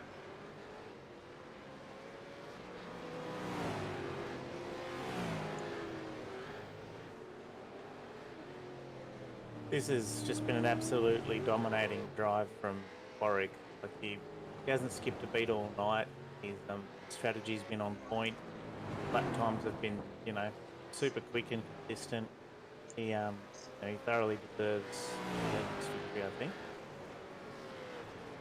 Yeah, he's definitely shown a lot of class in the few races. A little bit sideways there, having a bit of fun, I think.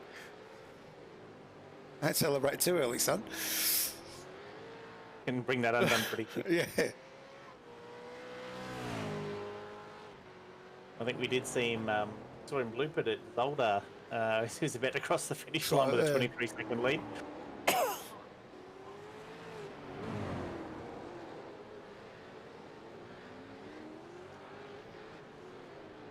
There's dominating performance. Nice win. Been told to quickly jump on Mark Horton for the last couple of laps.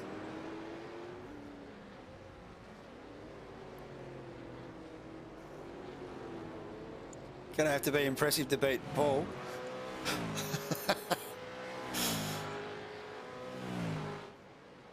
So of course, Hoffy's a fair way down the road here. Oops. Oops, hang on.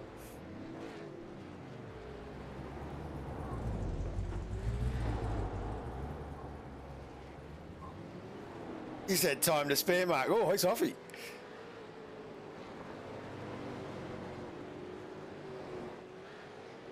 Oh, no, Mark. Hoffy, no. I'm sure Hoffy, being the gentleman he is, will give that back. Oh, no.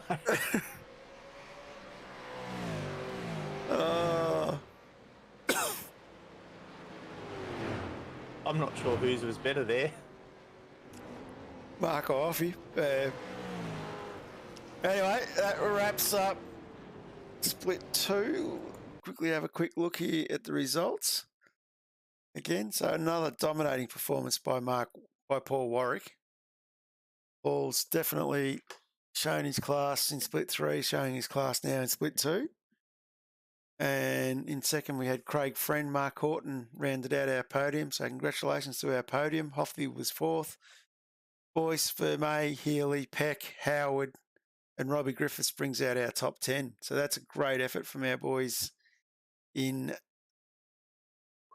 in split 2. So definitely a interesting race tonight, done by all. And as we continue on to our next race, of course, which is where we're going to wind up going to Winton this week. So Winton, of course, 67 laps around there, so that's another 200k race. Winton, of course, is a track that can provide some good racing at times, so it's going to be very interesting to see how everybody handles that, because it's only the second time we're going to go there in vets. Yeah, absolutely. And I think, you know, you talk about tracks that are difficult to pass on. It's probably one of the hardest. You know, not many opportunities. I think track positioning qualifying is going to be super important. Absolutely. You know, strategy and trying to get that track position is going to be important, and putting pressure on and capitalising on other people's mistakes. Yeah, absolutely. You're going to get your positions, because if you can tuck in behind someone and are really wide, I don't even think you need to be the fastest on track to to get the job Interesting done. to see- Yeah, Interesting to see how people go with that. we're very interesting. Well, since we haven't got anyone from the podium to talk to, we might wrap our broadcast up there. So big thank you to Mark Dial and Luke Holland for jumping in and joining us. And Mark, thank you, John. big Yeah, I'm looking forward to next week. This week. this week. That'd be good to have you back, Mark. And of course, a big thank you to everybody that's been watching and in the chat. It's you guys that make these broadcasts work. So very, very grateful for you guys to be watching, and look forward to seeing you all again. Or hopefully look forward to seeing you all again next week. Don't forget to jump on tomorrow for the Drivers Lounge as well, guys. Wednesday. That's what I meant. Yeah, Wednesday for the Drivers Lounge. And yeah, don't forget, for those viewers on WK&P TV, tomorrow night we'll have the East Coast V8 series coming to you again from Long Beach. So good night, everybody.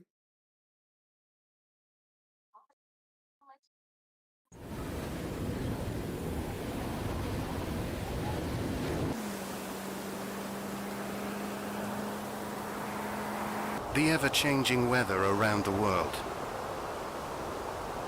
Ever-diverse terrain and roads across the world. With Kumho Tire that has conquered all. There is no road you cannot go. Go with Kumho. Kumho Tire.